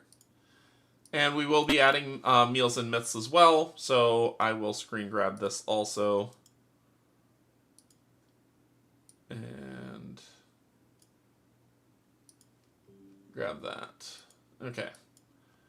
Challenge event. Alright, cool. Okay. So we will add those in, but just not right now. Our immediate goal is to establish an outpost. Nights in the valley are cold and shadows stalk under the moonlight. Using supplies gathered previously, you can build a refuge. So this says that... Move my mouse. A character can build outposts by performing the following actions. Spend 4 actions, place an outpost overlay in your hex. Other characters in the hex can contribute actions. Technology icons found on items are required to build over certain features. See Rulebook 32 for full details.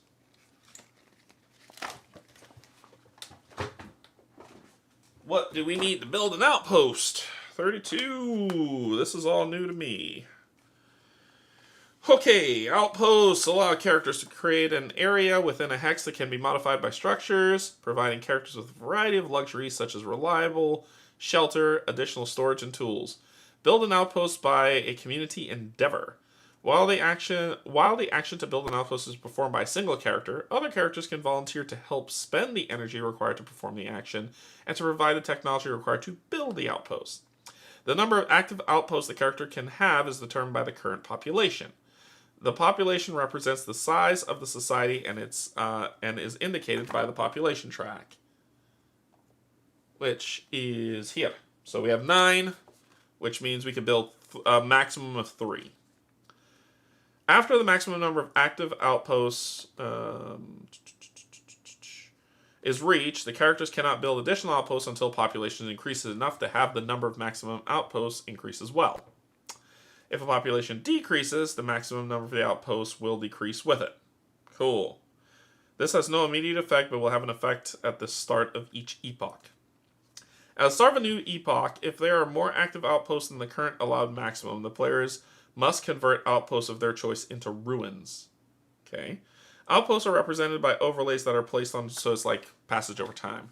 To build an outpost, a character must perform the following steps in order. Spend energy. Any other character who is on the hex can contribute energy to build. Place an outpost hex on wherever we want to do it on the locale. If a zone contains one or more features, technologies are required in order to place the outposts over those features. A technology is a capability such as chopping and digging that characters can access to from items they have crafted. A list of technologies is presented below. So there is chop, dig, hammer, ignite, music, and stonework. Over here might be a good place for one. Might be a good spot. Items that provide access to a technology have a technology icon at the bottom of the card. This part, I might need somebody's brain. The technology required to place an outpost over each feature are as follows.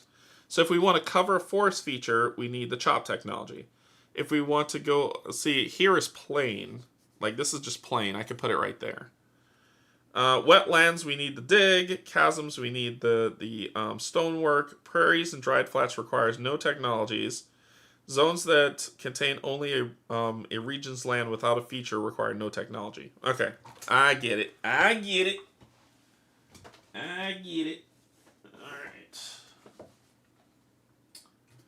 So that is what we have to do. So it says this goal is completed when an outpost is built, which would be super easy, barely an inconvenience. We could put it right there without having to need any tooling.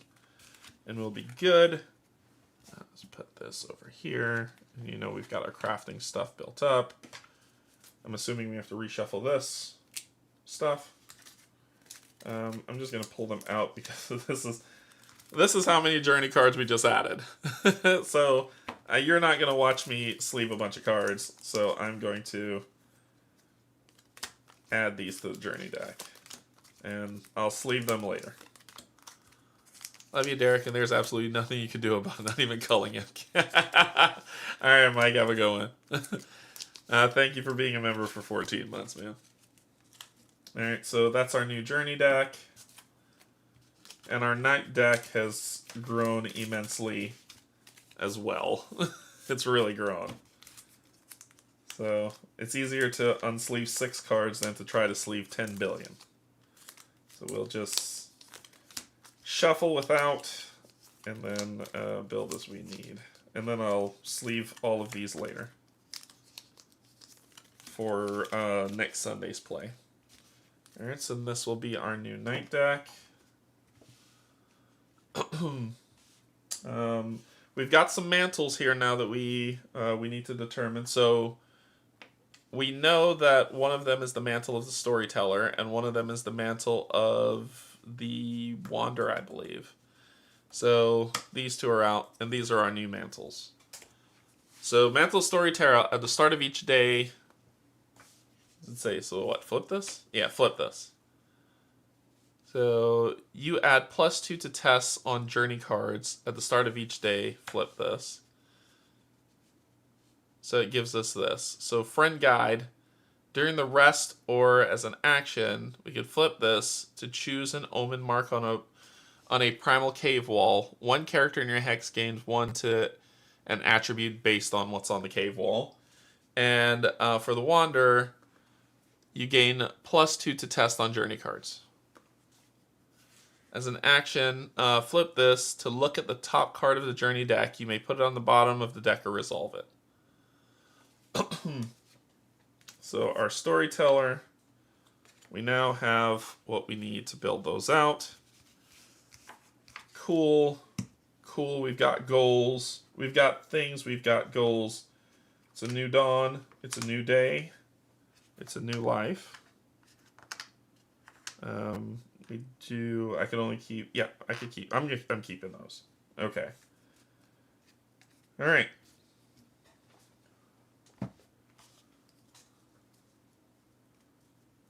Alrighty. We got to build ourselves an outpost. So what do we want to do? Mark, thank you so much for being a member for 25 months. Thank you, thank you. All right, so we're starting our new day, our new journey. Okay, so what's we gonna do? Well, we are going to, with my river spear, I'm going in these woods. So I'm gonna spend 2 and put a depletion on here. Yeah, because I'm going to move and then I'm going to help you build the outpost. So I'm going to spend 2, put that down here, and we're going to go foraging. We need us the materialists. I wish we would have gotten some more new forage cards. That would have been epic. Or bad. Horribly bad. Alright. Here we go. 1, 2. We're keeping that one. Ooh, this one has pitch on it. It has. Ooh, hoo, hoo, hoo, hoo, hoo, hoo, hoo. Nope, nope, nope. We're gonna go with this one. We're gonna go with this one. All right. 1, 2.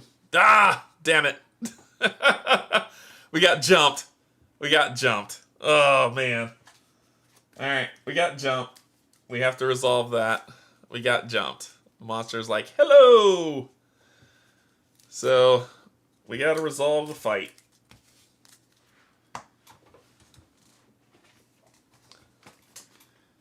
He got jumped. Stupid monster.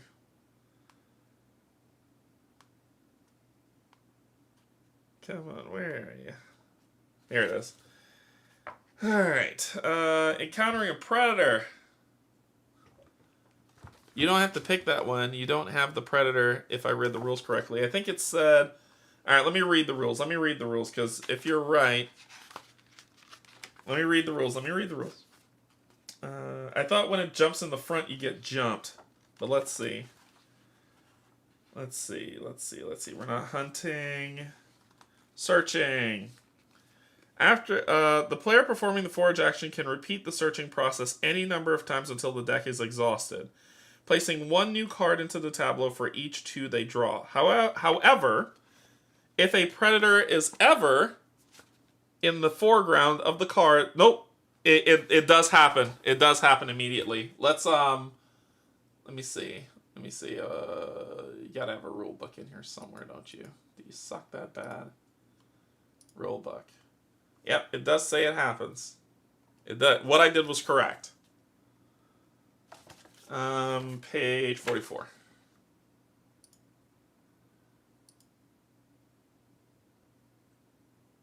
What page am I even on? 44. Here it is. Oh, you can't zoom in either. Oh, you suck. Here, right here at the bottom. Right here at the bottom it says, the player performing the forage action can repeat the searching process as any number of times until the deck is exhausted, placing one new card into the tableau for every 2 they draw. However, in bold, if a predator is ever in the foreground of a card in the tableau, the player's character is spotted by the predator and must encounter. Okay, so what did I miss? Let's go back and go through it together. Because it says if it's ever in, we have to face it. If it's in the tableau, if you don't pick it. After a character draws 2 cards, it is if there's at least one predator already in that card in the character's tableau, they must obey the following rules, which cards are in the tableau. The characters must add this card that has a predator depicted on it, if able.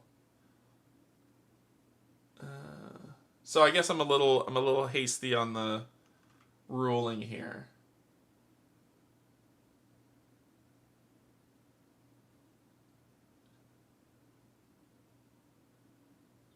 Predator. Cards in the table can be placed, moved, and organized in any manner. And I can't zoom into this. I wish I could. Actually, let me grab the rulebook off the website, because this app makes me ill. Let's grab a rulebook off the website. Stonesaga.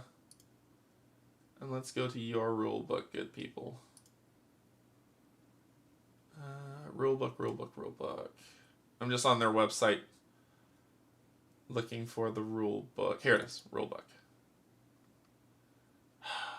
Good lord, download the damn rule book. Let's make this as hard as possible for people. Download. It's not just a PDF you can open, you have to download it. Alright, then I could do this. And then we could go to page 44. There, that's a lot better, right?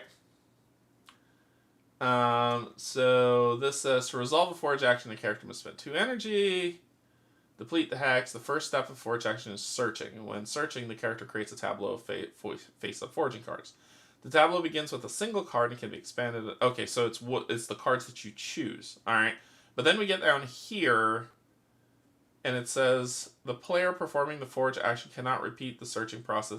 Can repeat the searching process any number of times until the deck is exhausted, placing one new card into their tableau for every 2 they draw. Okay. And then it says, however, if a predator is ever in the foreground in the tableau, that's what y'all are talking about, right? So we don't have to choose him to build that out. Okay, so beep, beep, beep. So we have, this is what we have. So I say I don't choose this guy. And this is what we have. Then we'll draw 2 more. Now it's getting dicey. I'm going to do with the plant. I'm going to do that. And then we're going to do 2 more. And I have to select one of the creatures. Something with a creature. So I'm going to select that one. I need to put this in yeah, I'm having to reshuffle.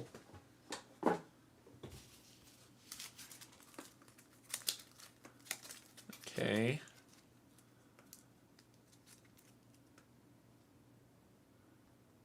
I might stop there. Actually, I am going to stop there. I'm going to stop there.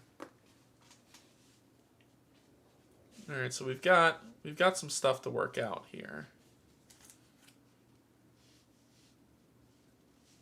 We got this tree that is here, here, and here. Oh, you have to select the closest creature? Sure. Sure. That's the closest creature. So once again, still, with the tree, with the thing that we had, we have the nut that goes all the way back. We've got those petals. There's a lot of stuff here to pick. There's a lot of stuff here to pick. Tracks. But no tracks in the background for these, so tracks are gone. There's only one lake with a fish. There's 4 of those. Trees even work. I could get some more vines if I want. There's a lot of options to pick here. And what the hell is that? Oh, that's a mushroom. So I could get a mushroom. If I go with the tree, I could get a mushroom, another mushroom, a vine. So I could get 3 wood, vine, 2 mushrooms. If I go with the nuts, I could get the bluestone, 1, 2, 3. If I go with the petals, I could get 1, 2, 3. So I don't know which one to go. What do y'all think? What are those petals anyway? They are root plants. Root plants. Huh. I want to craft stuff, and I need crafting materials. Nobody's really hurt yet. So I might go for more wood to do this. Because it gives me vines, and it gives me mushrooms. So I think I will do that. We'll go with wood for now and then worry about the rest later. Alright. So we've got... Because it gives me more. Yeah, it just gives me more. So we'll go with the wood. So I'll gain 3. 1, 2, 3 wood. I get 2 vines actually. There's 2 vines on there.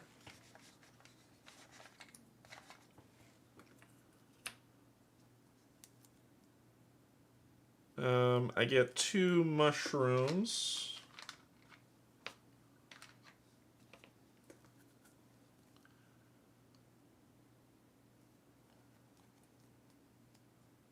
And that's it.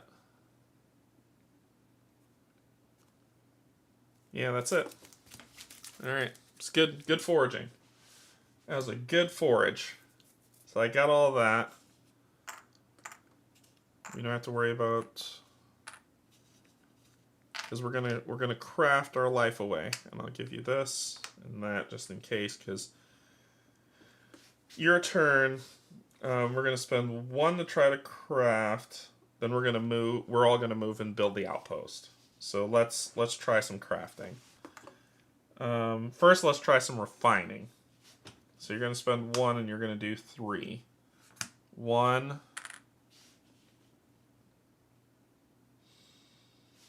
Give you this. 2. Put you here. You gotta mash it in to make it fit. Mash it in. Let's see. 2. Ooh, this one vine won't. It almost fits. There we go. There we go. And it all fits. So we'll just do the 2. Then you are going to move here. And we need to pick a new journey card.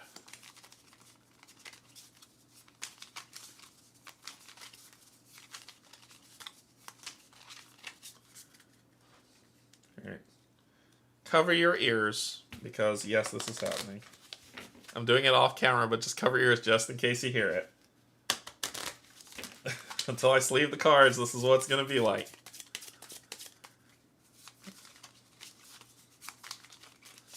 Alright. Journey. Resolve if your hex has a chasm or cave. It does have a cave. The unknown. While exploring the mouth of a hollow, you see a sphere. It is twice as tall as you and implacably smooth. No. So we're gonna test. We're gonna test that awareness there. We can. So it says add +2 if you're inquisitive. I am inquisitive. So basically, I'm at a 5. There's no other way for me to do this. So I'm at a 5. There's no possible way to pass this test. What is the point? 6. Does that have? Does the exploding dice thing work? I think the exploding dice thing works for these. I think it does work for these if you roll a 6, right? Doesn't exploding dice work for this? Yeah, exploding 6 is sweet. All right. Yep, that's what I'm looking for. So that's 7 and 5. What's that? 12? I needed 2 more than that. 2 more than that. I did not get it. I did not make it. Dread fills every fiber of your being, and you turn instinctively, looking behind you. You can no longer make out the shapes of the strange stone. Degrade all of your... I don't have any, so it doesn't matter. I don't have any. But it would have been cool. It would have been cool.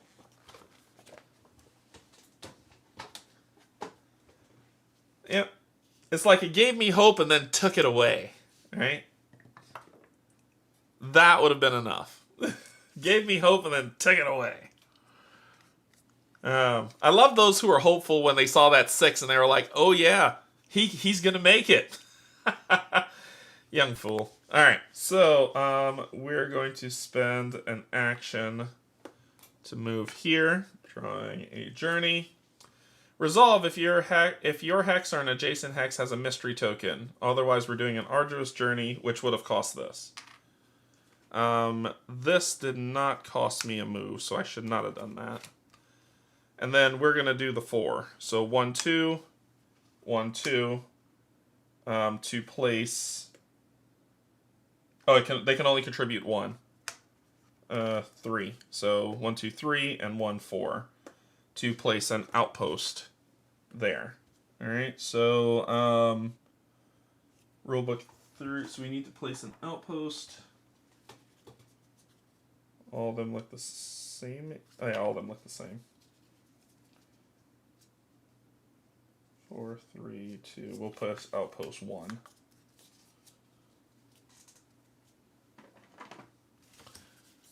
So we're going to place an outpost, which looks like that. And outposts, because we're placing it here, it's not taking up any slots. It's just an open area. Boom! Outpost placed. This goal is completed when an outpost is built. You have cleared an area upon which you can create a village. Gain some knowledge. We're going to gain outposts and structures. Then it says design the following structures. Draw their cards from the structure deck without spending. Then add them to the structures design section of the culture page of the... Good lord. Okay. Structures. We are adding shelter, thatch shelter, storage container, underground storage, the waste pit, the drying racks, and the workbench. And we get to add them without having to worry about them. Then it says, add build a village, add build a village, build a dilder to our goals. So this is removed, and we got a bunch of stuff to show now. All right, so let's talk about what we added. Beep. Oh, and I did not turn this over when I was supposed to. At the end of the day, if build a village is complete, which is what we're getting onto. Okay. So, capacity 3 materials on the workbench.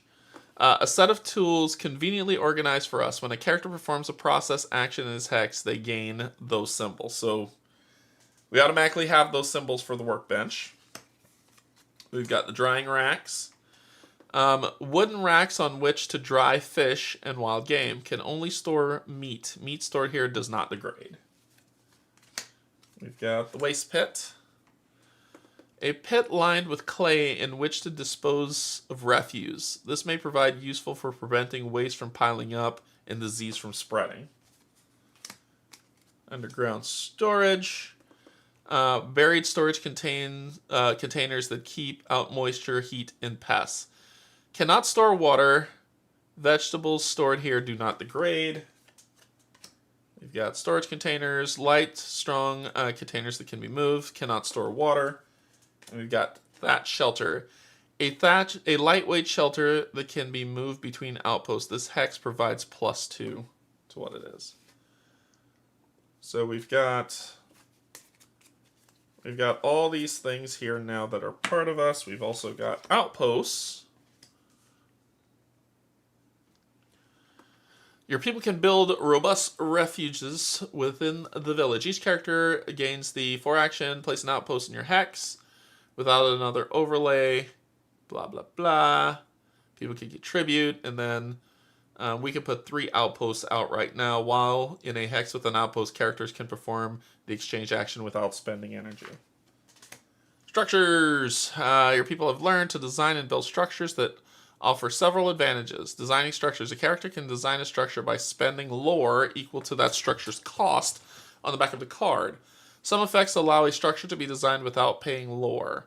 Building structures. To build a structure at an outpost in their hex, a character chooses a structure that has been designed, then performs an action, spending the energy and material costs on the back of the card.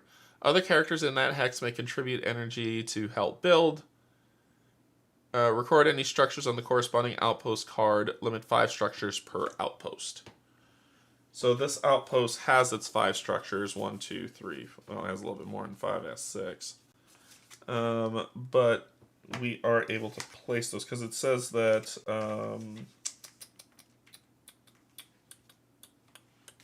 this one. Design the following structures. Draw their cards from the structure deck without spending lore, then add them to the structure's design section on the culture page of your journal. So we can build them. We don't have them. We just don't have to spend the lore to get them. Gotcha. These are not built. Right? Because if we're talking about... It says design the following without spending lore.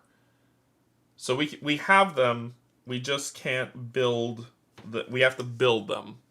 And the build cost is what's on the back here. So It has build costs for what we want. Okay. I'm getting it. I'm getting it. So we can only build, and which brings this to the forefront. Build a village. A character can build a design structure and add it to their outpost in their hex. So the goal is completed when one of your outposts has at least 3 structures in it. So that's kind of what we're doing. And when build a village is completed, this is completed. So pretty smooth. Pretty smooth.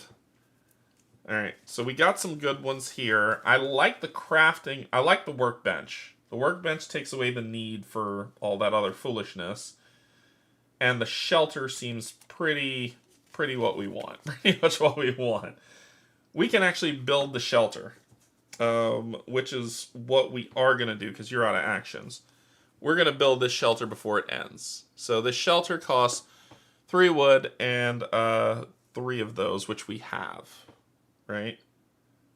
But it costs 2 actions. Oh, crap. We can't build the damn shelter. Sugarfoots. We can't build this. We can't build a shelter. I have not refined these into fibers, but I do have the wood. So we got to get 1 more fiber, and then we can do it. So in that case,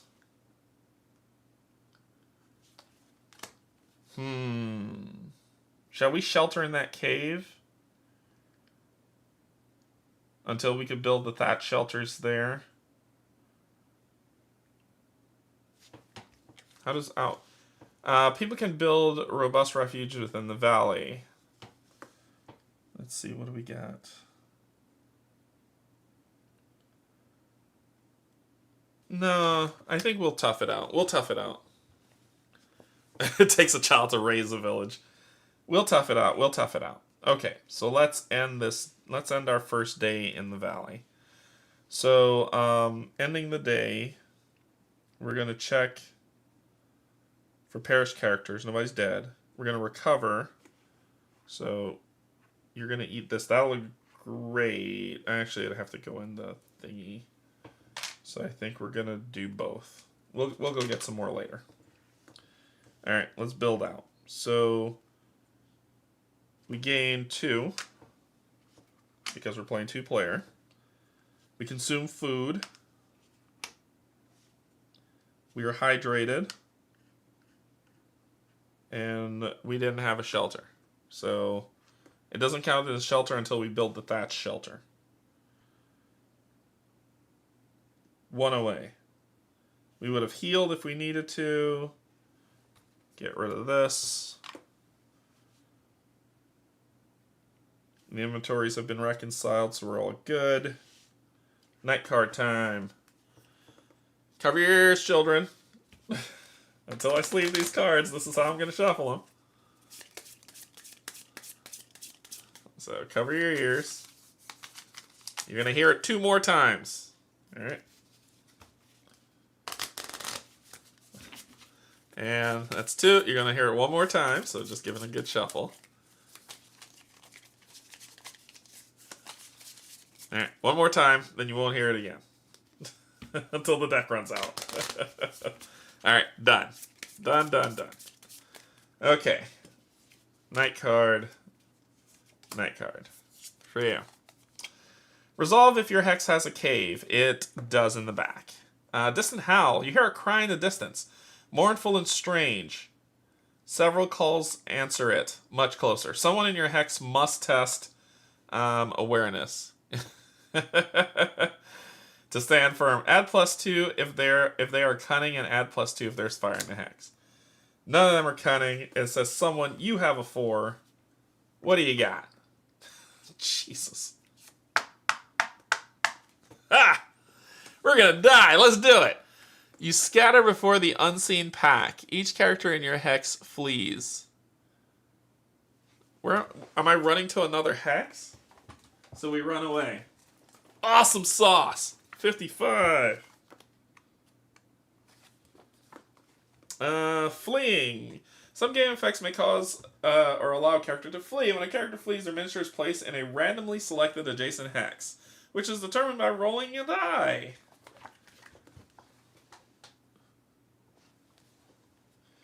Odds, evens.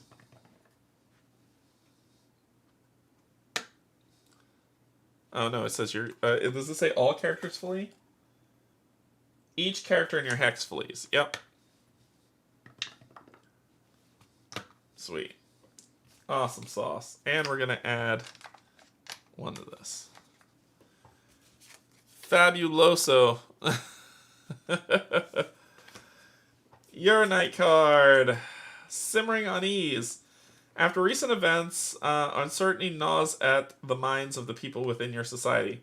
Resolve the corresponding discontent. It's 1, so I read 903. And the outcomes. Alright, so let's get the outcomes. Codex. Outcomes. 903. 903? Yes. Discussions become arguments, and arguments become quarrels. As tensions rise, you fear it may drive some into your society to extreme acts. Add warning signs to the journey deck if able. Journey deck, JE03.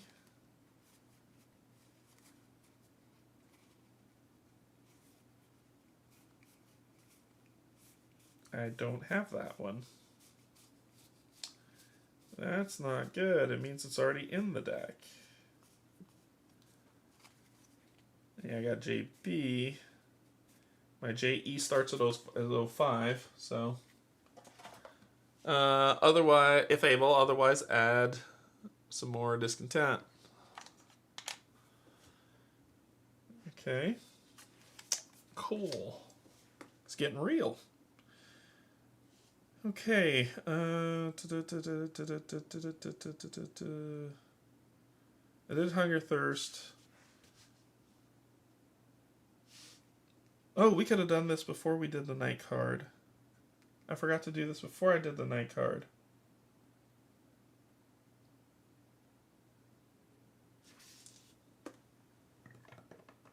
What'd I roll? Did I roll a 1? Yes! You made it worse! So this would actually been going up to 3. And then we lose the broom.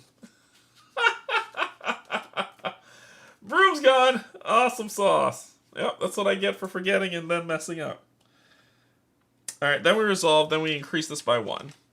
And when it gets to 3, we'll deal with what's there, and that ends the day. Okay, new day. Cool. Cool. Cool. Cool. Cool.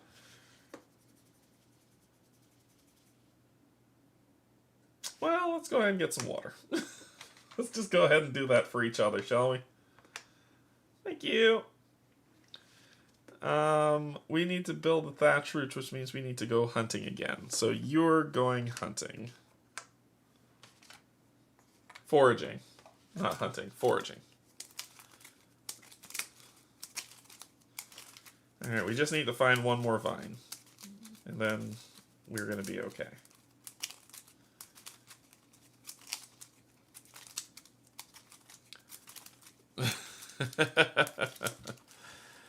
Alright, here we go. 1, 2, I really want that, but no. 1, 2. No. 1, 2. You will not give me vines, will you? Alright, shuffle them up.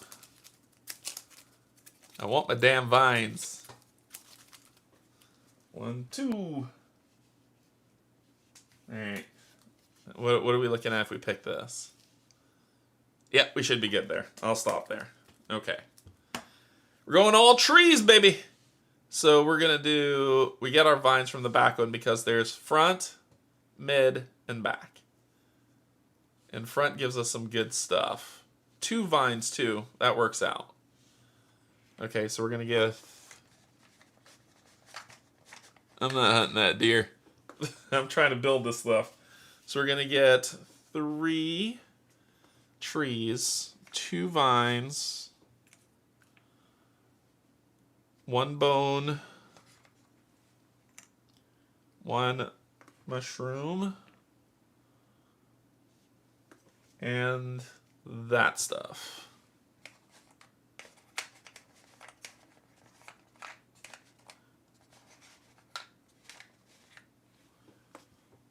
Okay. Yeah, I think that be all. Yeah, that's all. All right. Lots of things you have foundeth. Lots and lots of things. I'll give it to Clumsy. Put it in your bag, Clumsy. Okay. So, that was your action. You're going to spend an action to do 3 things. You're going to do 1,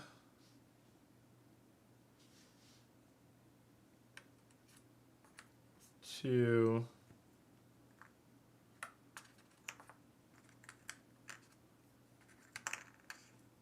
3. Right. This is shared loot. I don't know why it's like only when we need to reconcile will I put it in the bag. It's all shared loot to me, but they have to be in the same space. That's what makes it fair. So you are gonna skedaddle over here. Pull a journey card. Resolve if your hex has a glacier. Nope. So we have to spend that energy to do it. I just need to stop doing that. You'll move over here and pull a journey. Resolve if the night event. It is son of a biscuit. Alright, the temperature grows oppressive and your thirst grows. Unless you discard 1 water, you must test to find water. Add +2 if you are resourceful, +4 if there is a lake or river or wetland in your hex. There is. So unless you discard 1 water, I don't want to. I'm going to do the test. And I am at a 9. 11. You find a clear, refreshing spring. Gain 3 water.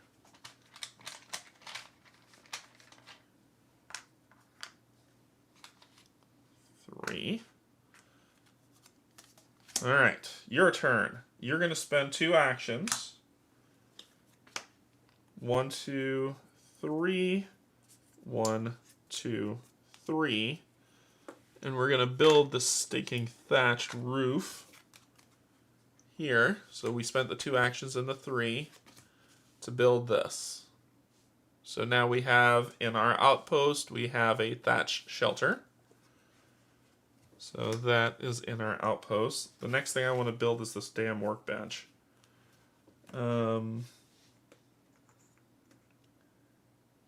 So you are going to spend an action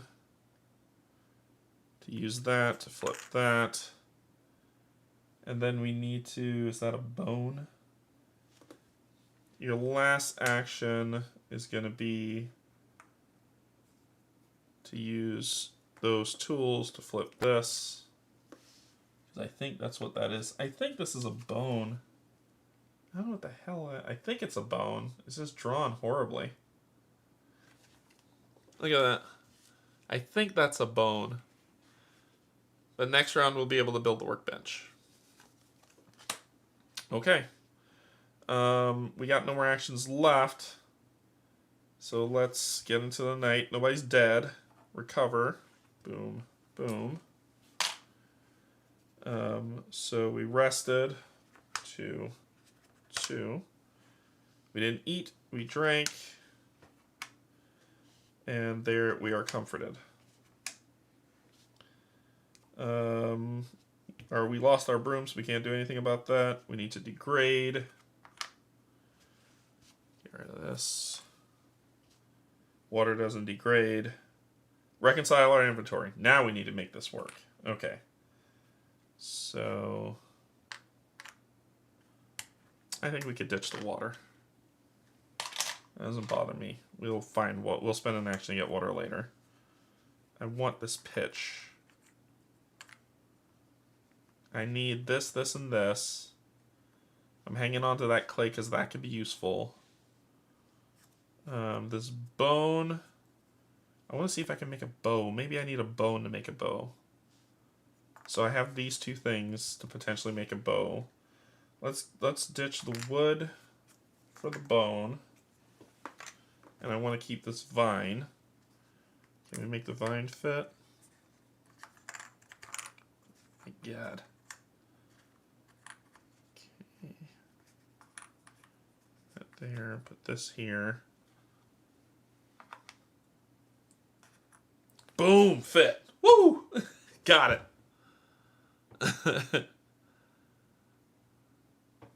Oh, it's processed wood. Oh, okay. Well, sad face. And I don't know what processed wood is yet, so, okay. Alright. So we made it all fit, and then we go to night cards. Resolve if there's at least one unexplored hex. Distant dream. In a dream, you are a river winding between the stars, reaching to an unknown place. Test that. Add +2 if you are attuned. I ain't attuned to Jack. That's a 7er. You feel compelled to explore. Place a mystery token in an unexplored hex of your choice. Okay, so we'll throw a mystery token here right now. Alright. Next one. Solo Wanderer. Resolve. Wondrous wending path? Shouldn't it be winding path? The comet weaves its way across a great rainbow ocean as it spills across the sky. You are awestruck by the wondrous event. Choose one and resolve it. Watch the comet as it crosses the sky. Place a mystery token in an adjacent hex, choosing a hex with a chasm if possible. Bask in the comet's glow. Add progress to discard each of your maladies. I don't have any maladies. So we'll put a mystery token in a place with a chasm. That'll be what we do. So I'm rolling 2s and 1s constantly. We've got a theme going. Alright, so I don't have process wood to do that. I can do the drying. I'm going to try to make a bow. Okay, so at the beginning of our turn, first thing I'm going to do is you're going to spend an action to gain some water. You'll prep your food because you have to eat it now. Okay, then we are going to build one structure. The next structure is... We could do the next structure, the drying racks. That's an easy one to do for 2. And then we got to go foraging. So, we can do the drying racks, which would be the second structure. So let's refine some sturf.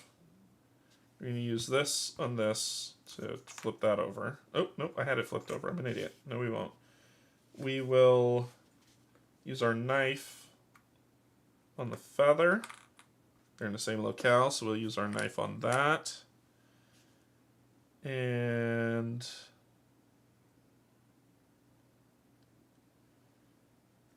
I don't think there's anything else to refine. Alright, so you are going to... I really want to make that bow. I'm going to try to make the bow. I'm going to try to make the bow. I'm going to do this, and this time we're going with bone instead of wood. I'm going to try to craft and make a bow. So we got to do... It could be like this, or it could be the other way around, right? So we could do like that. That's not going to work. That doesn't make any sense. So to me, it's got to be like this. It's got to be like that. So we're going yellow, 4, 4, 5, 5.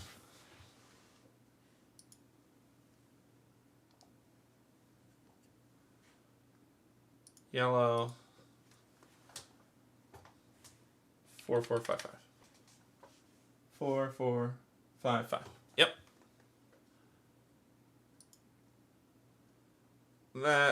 That's an odd combination. Nothing came out of it. Well, whatever.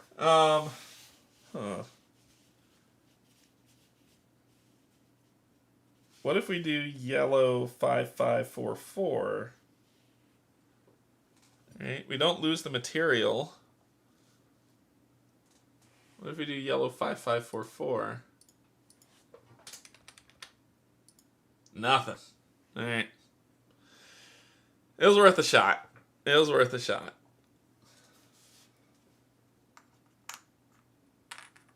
It was worth a shot. Okay. Let's build the drying racks. So we're going to spend 1 action, 2 wood, and 1 fiber to build 2 wood, 1 fiber, 1 action to build the drying racks. So we can store meat there. Alright. And it doesn't degrade. So that's our second. Alright, what's the easiest third? The waste pit. Or we could go foraging.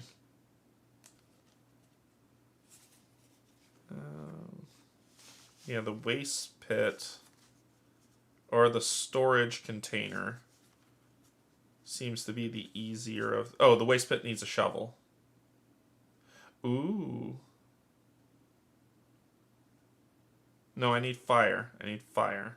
I'm not going to get that. So we're probably going to go with the storage container to see what we can do with that one. So we're going to have to forage again. Alright, we're moving into a place with a mystery token, right? Let's get full rounds. We're gonna call it a day. We're gonna call it a day. No one's perished. Eat and be merry. 2. We drank water. You ate. We're good. No night effects because I suck. And then inventory is resolved, and then night cards. Resolve if your hex has a forest. It does not. Wetland, no. Prairie, no. Because, actually, that is a wetland. That's not a river. Damn it, it is a wetland. Growling in the dark. A throaty rumble shakes the leaves of nearby trees. What lurks beyond the firelight? Our lowest stat is being tested again. Cool. What did I roll? Sweet. 1 or 3. 1 or 2. That's all we do. Panic grips you. Grips your camp. Add discontent, then place a mystery token in a randomly selected adjacent hex. I don't think it's getting any more random than this. Oh, well, it could be one of those two. Odd even. Let's go in there. And this goes up by 1 because it should. And what do we got here? Test this to find the source. Okay, so resolve if there's a mystery token as an adjacent hex. There is. Scratching under the stone. A scratching noise wakes you. Listening in the darkness, the sound seems to be coming from the ground. You may spend... I don't have any lore, so... What do we get? What do you got to lose? 9. Hard fail. You're unable to find the creature, and they spread sickness in your camp. Each character in your hex... get sick. Fantastic. Awesome. Awesome. Raise this up by 1. That goes to 3.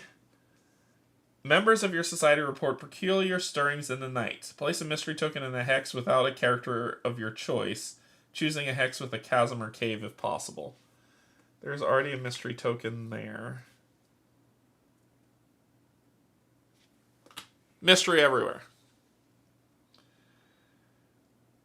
Alright. Then discontent. We're not there yet, so we're okay.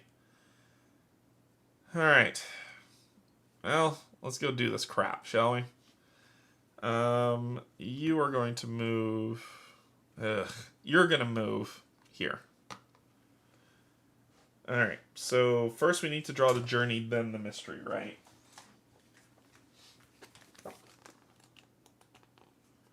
Moving. Moving, moving. Move. 25. Move. Get out the way.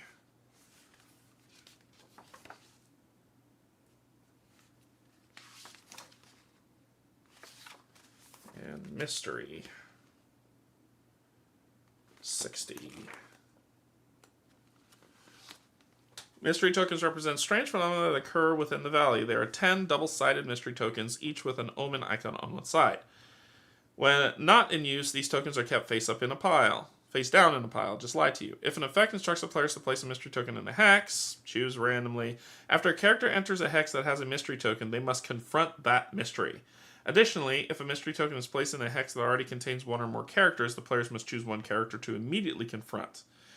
To confront a mystery token, a character flips it over to reveal its omen. If the omen does not match the current omen, add one lore. If the omen matches a current omen, refer to the mystery chart in the codex and read the entry that corresponds to that omen for the region of the valley where the mystery has happened. Okay, so we got to do the journey. Resolve if your hex has a mystery token. Really? Warning signs! Warning! New achievement! We're going to test this. Of course we are. Add 2 if you're indomitable. I'm not. 6. 4, so that's 10, 14. Surprise, surprise. You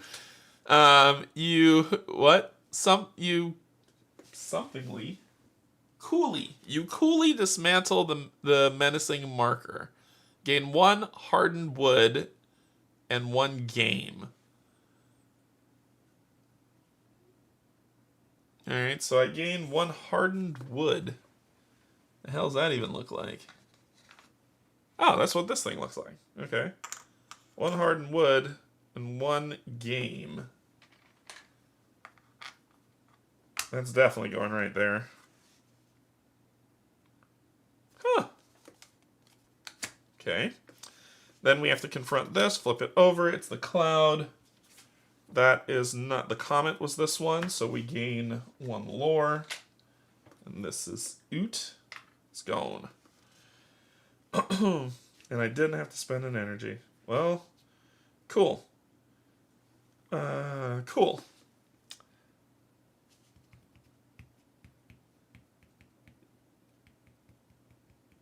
You're going to get water.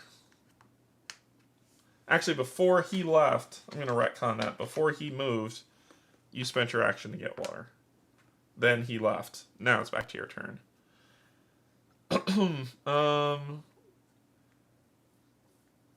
We need to... Actually, we could build the thing now, can't we? Yeah, we can build this now. You just need to get back to town. We can build the workbench now.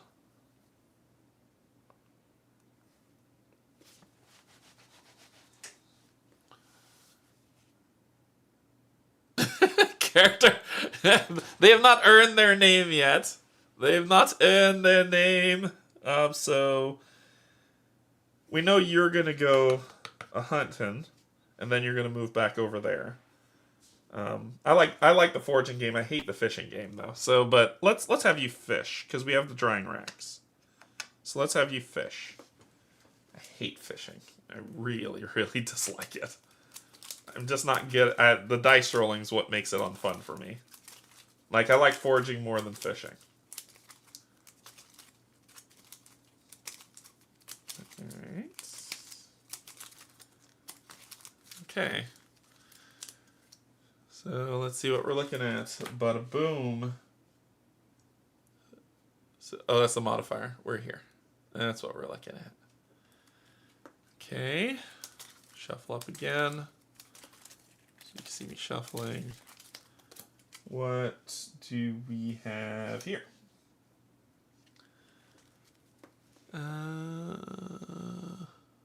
Ooh, all of them go through the hit zone. All right, well, let's see how our rolls work out. We're rolling 4 dice. 4 dice. Good God in heaven. What the hell, man?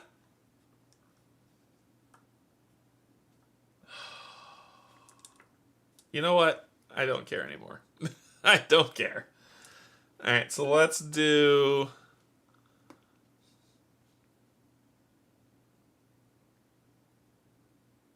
I don't even know what to do at this point. Let's go for broke for this one.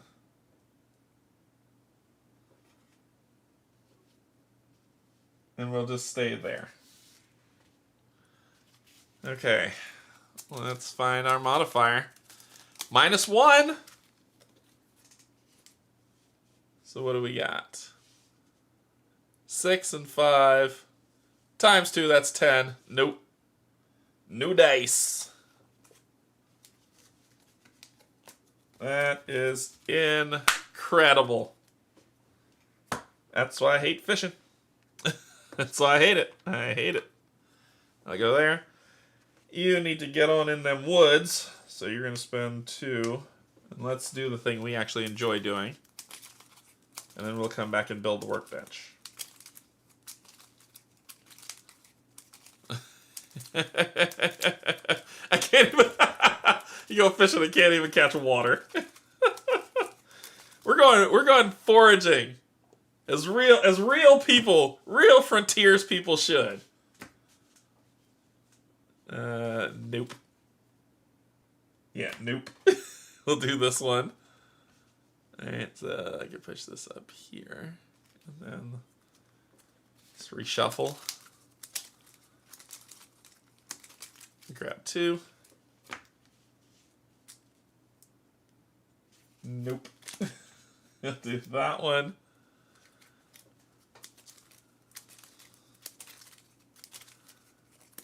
And 1, 2. You suck. You suck. Alright, I'll take that one. And we might need to chill.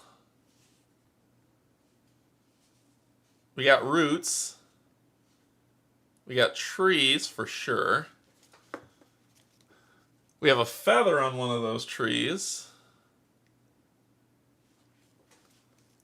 I'm gonna go... Roots are food that can be eaten. 3 roots? No, I'm gonna go with the trees. I'm back to the trees.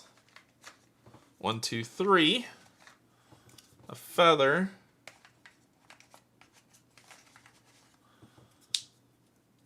So, and a bone.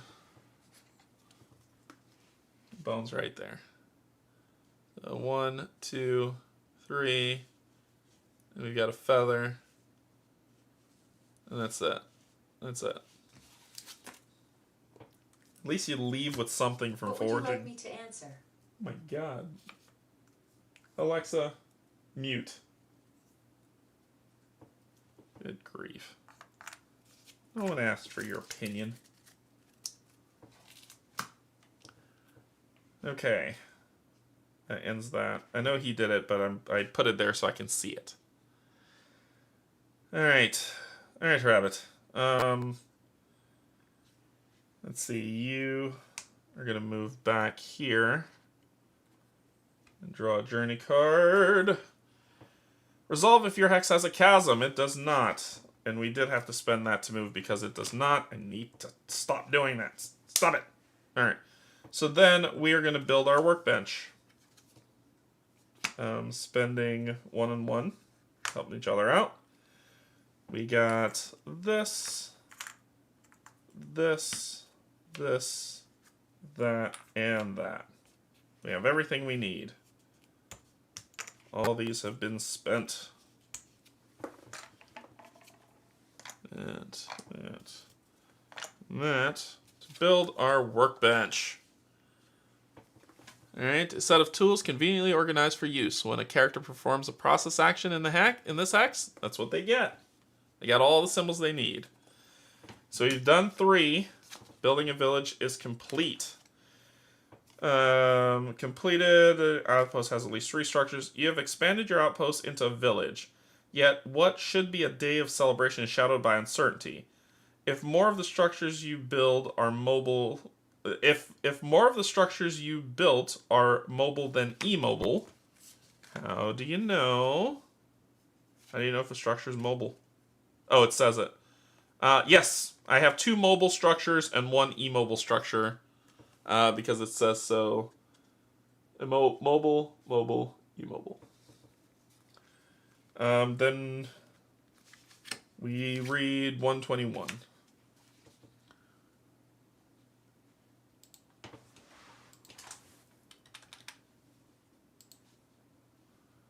The outpost you have built is lightly developed, comprised primarily of structures that can easily be torn down and relocated.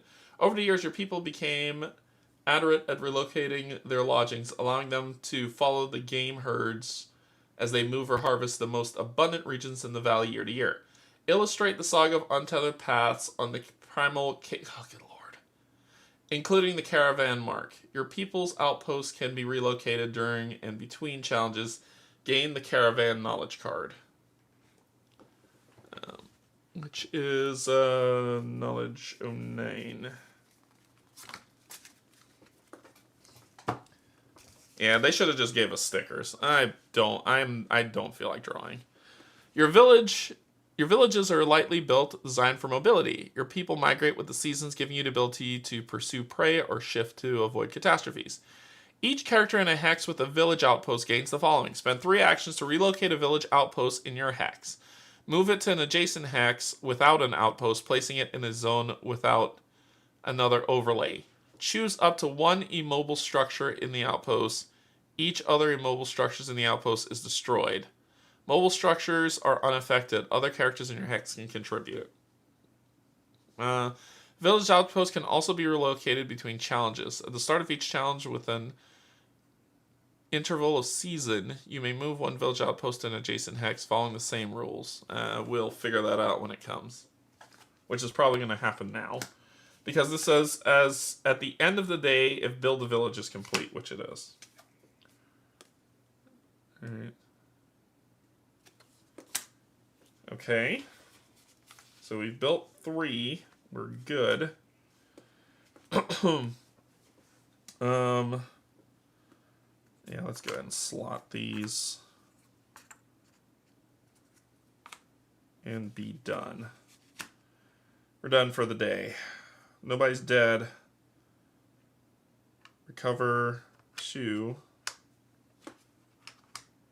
Consume food. Consume water. Alright, so we ate. Oh, you didn't eat. You hydrated. You ate. You hydrated. Then we get rid of this. It says hunger and thirst. If you consume the grade 1 malady, but you get rid of that. We are at a hex where you're comforted, so that goes there. Then no night actions to perform. Degrade tokens are removed. Inventory is reconciled. Oh, at the end of the day, I shouldn't have done this before the end of the day. At the end of the day, 002.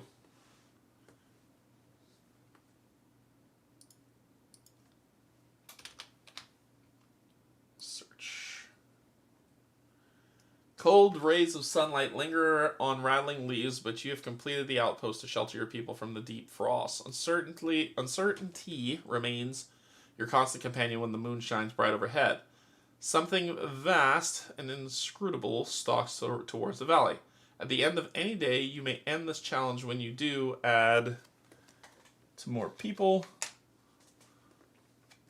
As your people grow more accustomed to the valley, you have developed new skills for survival.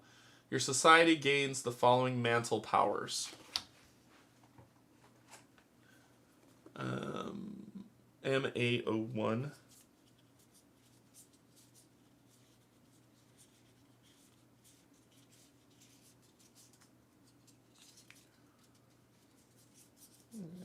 These are not in order. These were not in order when I put these out. I probably should organize these.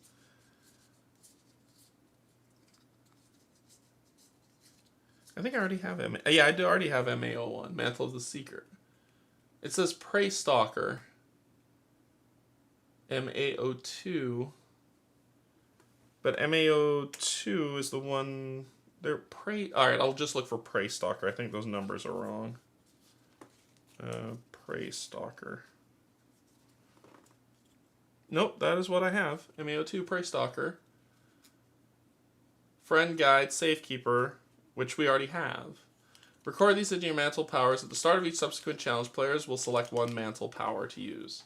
Then as a group, the players must choose one of the following paths for your society.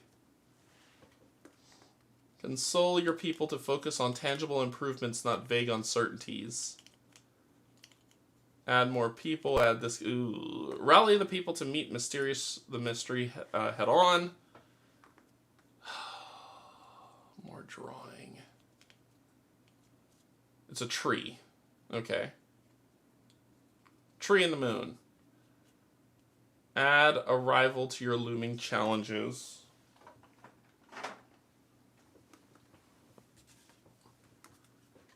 Add. Illustrate the saga of the Moonlit Vigil on the Primal Cave Wall. Add a rival CA04 to your looming challenges. At the start of the next challenge, add the following goals, which is gather stores, seek omen, and stoke flame. Okay, challenge ended. So we've completed another challenge. Our new challenge is Crisis. You may play this challenge next, which we are. Do not age characters. Arrival. Calamity stalks the valley. A massive behemoth, damn it, has arrived. The behemoth's cataclysmic passage has transformed the mouth of the valley, sealing the passage your ancestors used to enter and changing many familiar features of the land.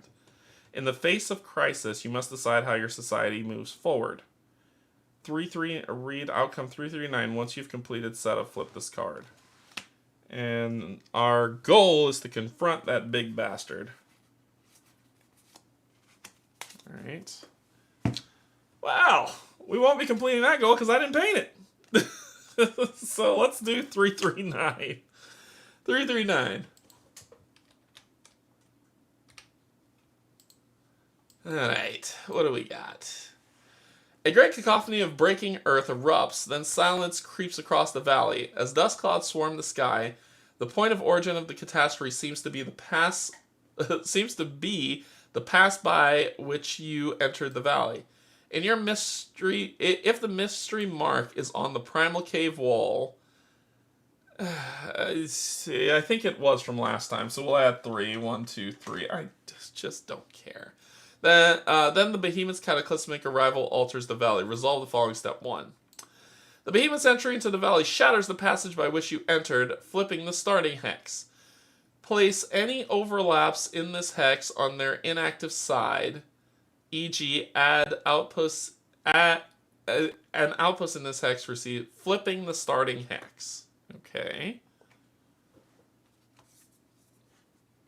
So the starting hex is flipped. So there's no more water. So the water's been drained, and there's just there's chasms everywhere. Cool. Well, I have another forest over there, so I'm fine. So suck it. Okay. From the swirling dust, a behemoth strides forth. Choose a behemoth. You must choose a behemoth that does not have its lair overlay in the Valley of Fable, and that does not have its mark on the Primal Cave Wall of Fable. The behemoth arrives. Yeah, we're stopping here. This is a lot. I need to read what this does. Good Lord. Why does it go step 4 then step 1? What happened there? What happened there? Yeah, that doesn't seem right. Oh, step 4, do the following 2 things. Step 1. So Behemoth's going to show up. The Behemoth occupies a lair. Place that Behemoth's lair in the starting. We're going to have to do this later. Yeah, we're going to stop here. I'm not even remotely prepared to understand what this does.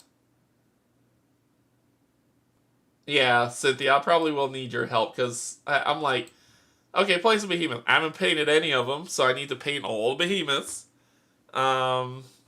Is the app mandatory? No, Yogi, it is not. I use it, if you don't want to use the app, you have this. This is what's mandatory. So when it tells me to read 339, I would go here. I'm only using the app because it helps us all follow along. But this is what it's showing you right there, 339. That's all that. That's what everything that's telling you to do. Yeah, I did have it. I did have the mystery mark. I remember that. So now I'm gonna have to do all that. So you don't need the book. Good lord, there's just so much to do. So I'm gonna end here. I'll talk with Cynthia and she'll help me sort out that madness. But we're also gonna have stoking the flames, which gives us fire. So we learn how to make fire. It's a test that I won't pass. I need a 10 or higher to make fire. So if we make fire, we learn how to make it. Seek the omens. The goal's complete after we investigate an omen, which shouldn't be too bad to do. And gathering stores. The goal's completed when at the end of the day this card has 5 tokens on it. So we've got work to do for this that's coming up. And then we have to confront this big bastard. Do we have to kill it? It says we have to encounter it. Oh, God. We're going to die. Alright, there we go. So, at least we've come further than we did in the tutorial. And we'll be able to... actually, that might ask me to hold on to that. Let me put that back. Yep, didn't do that. Did do that. Yep. Alright, got that right. So, I will read the teardown to do this properly, and then we'll set it from there. But so far, the game's fun. I'm just a horrible dice roller, but so far the game's fun. It's a lot of fun. And the minis are really nice. The minis are very, very cool. Like, I enjoyed painting this one. This one was fun. This one was fun to paint. So I enjoyed painting that one.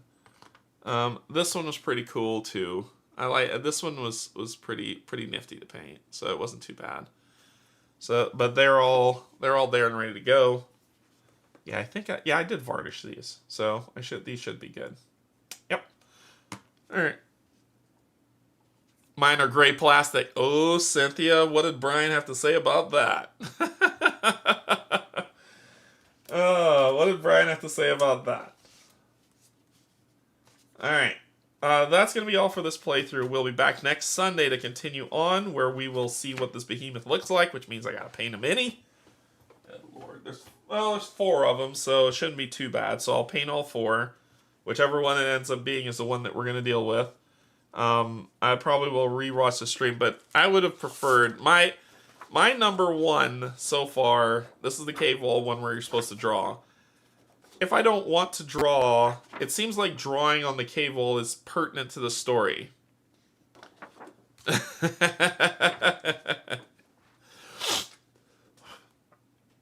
But it seems like drawing on the cave wall is pertinent to the story. It's necessary. I really wish they would have done stickers instead of drawing. I don't want to draw. I have zero interest in drawing.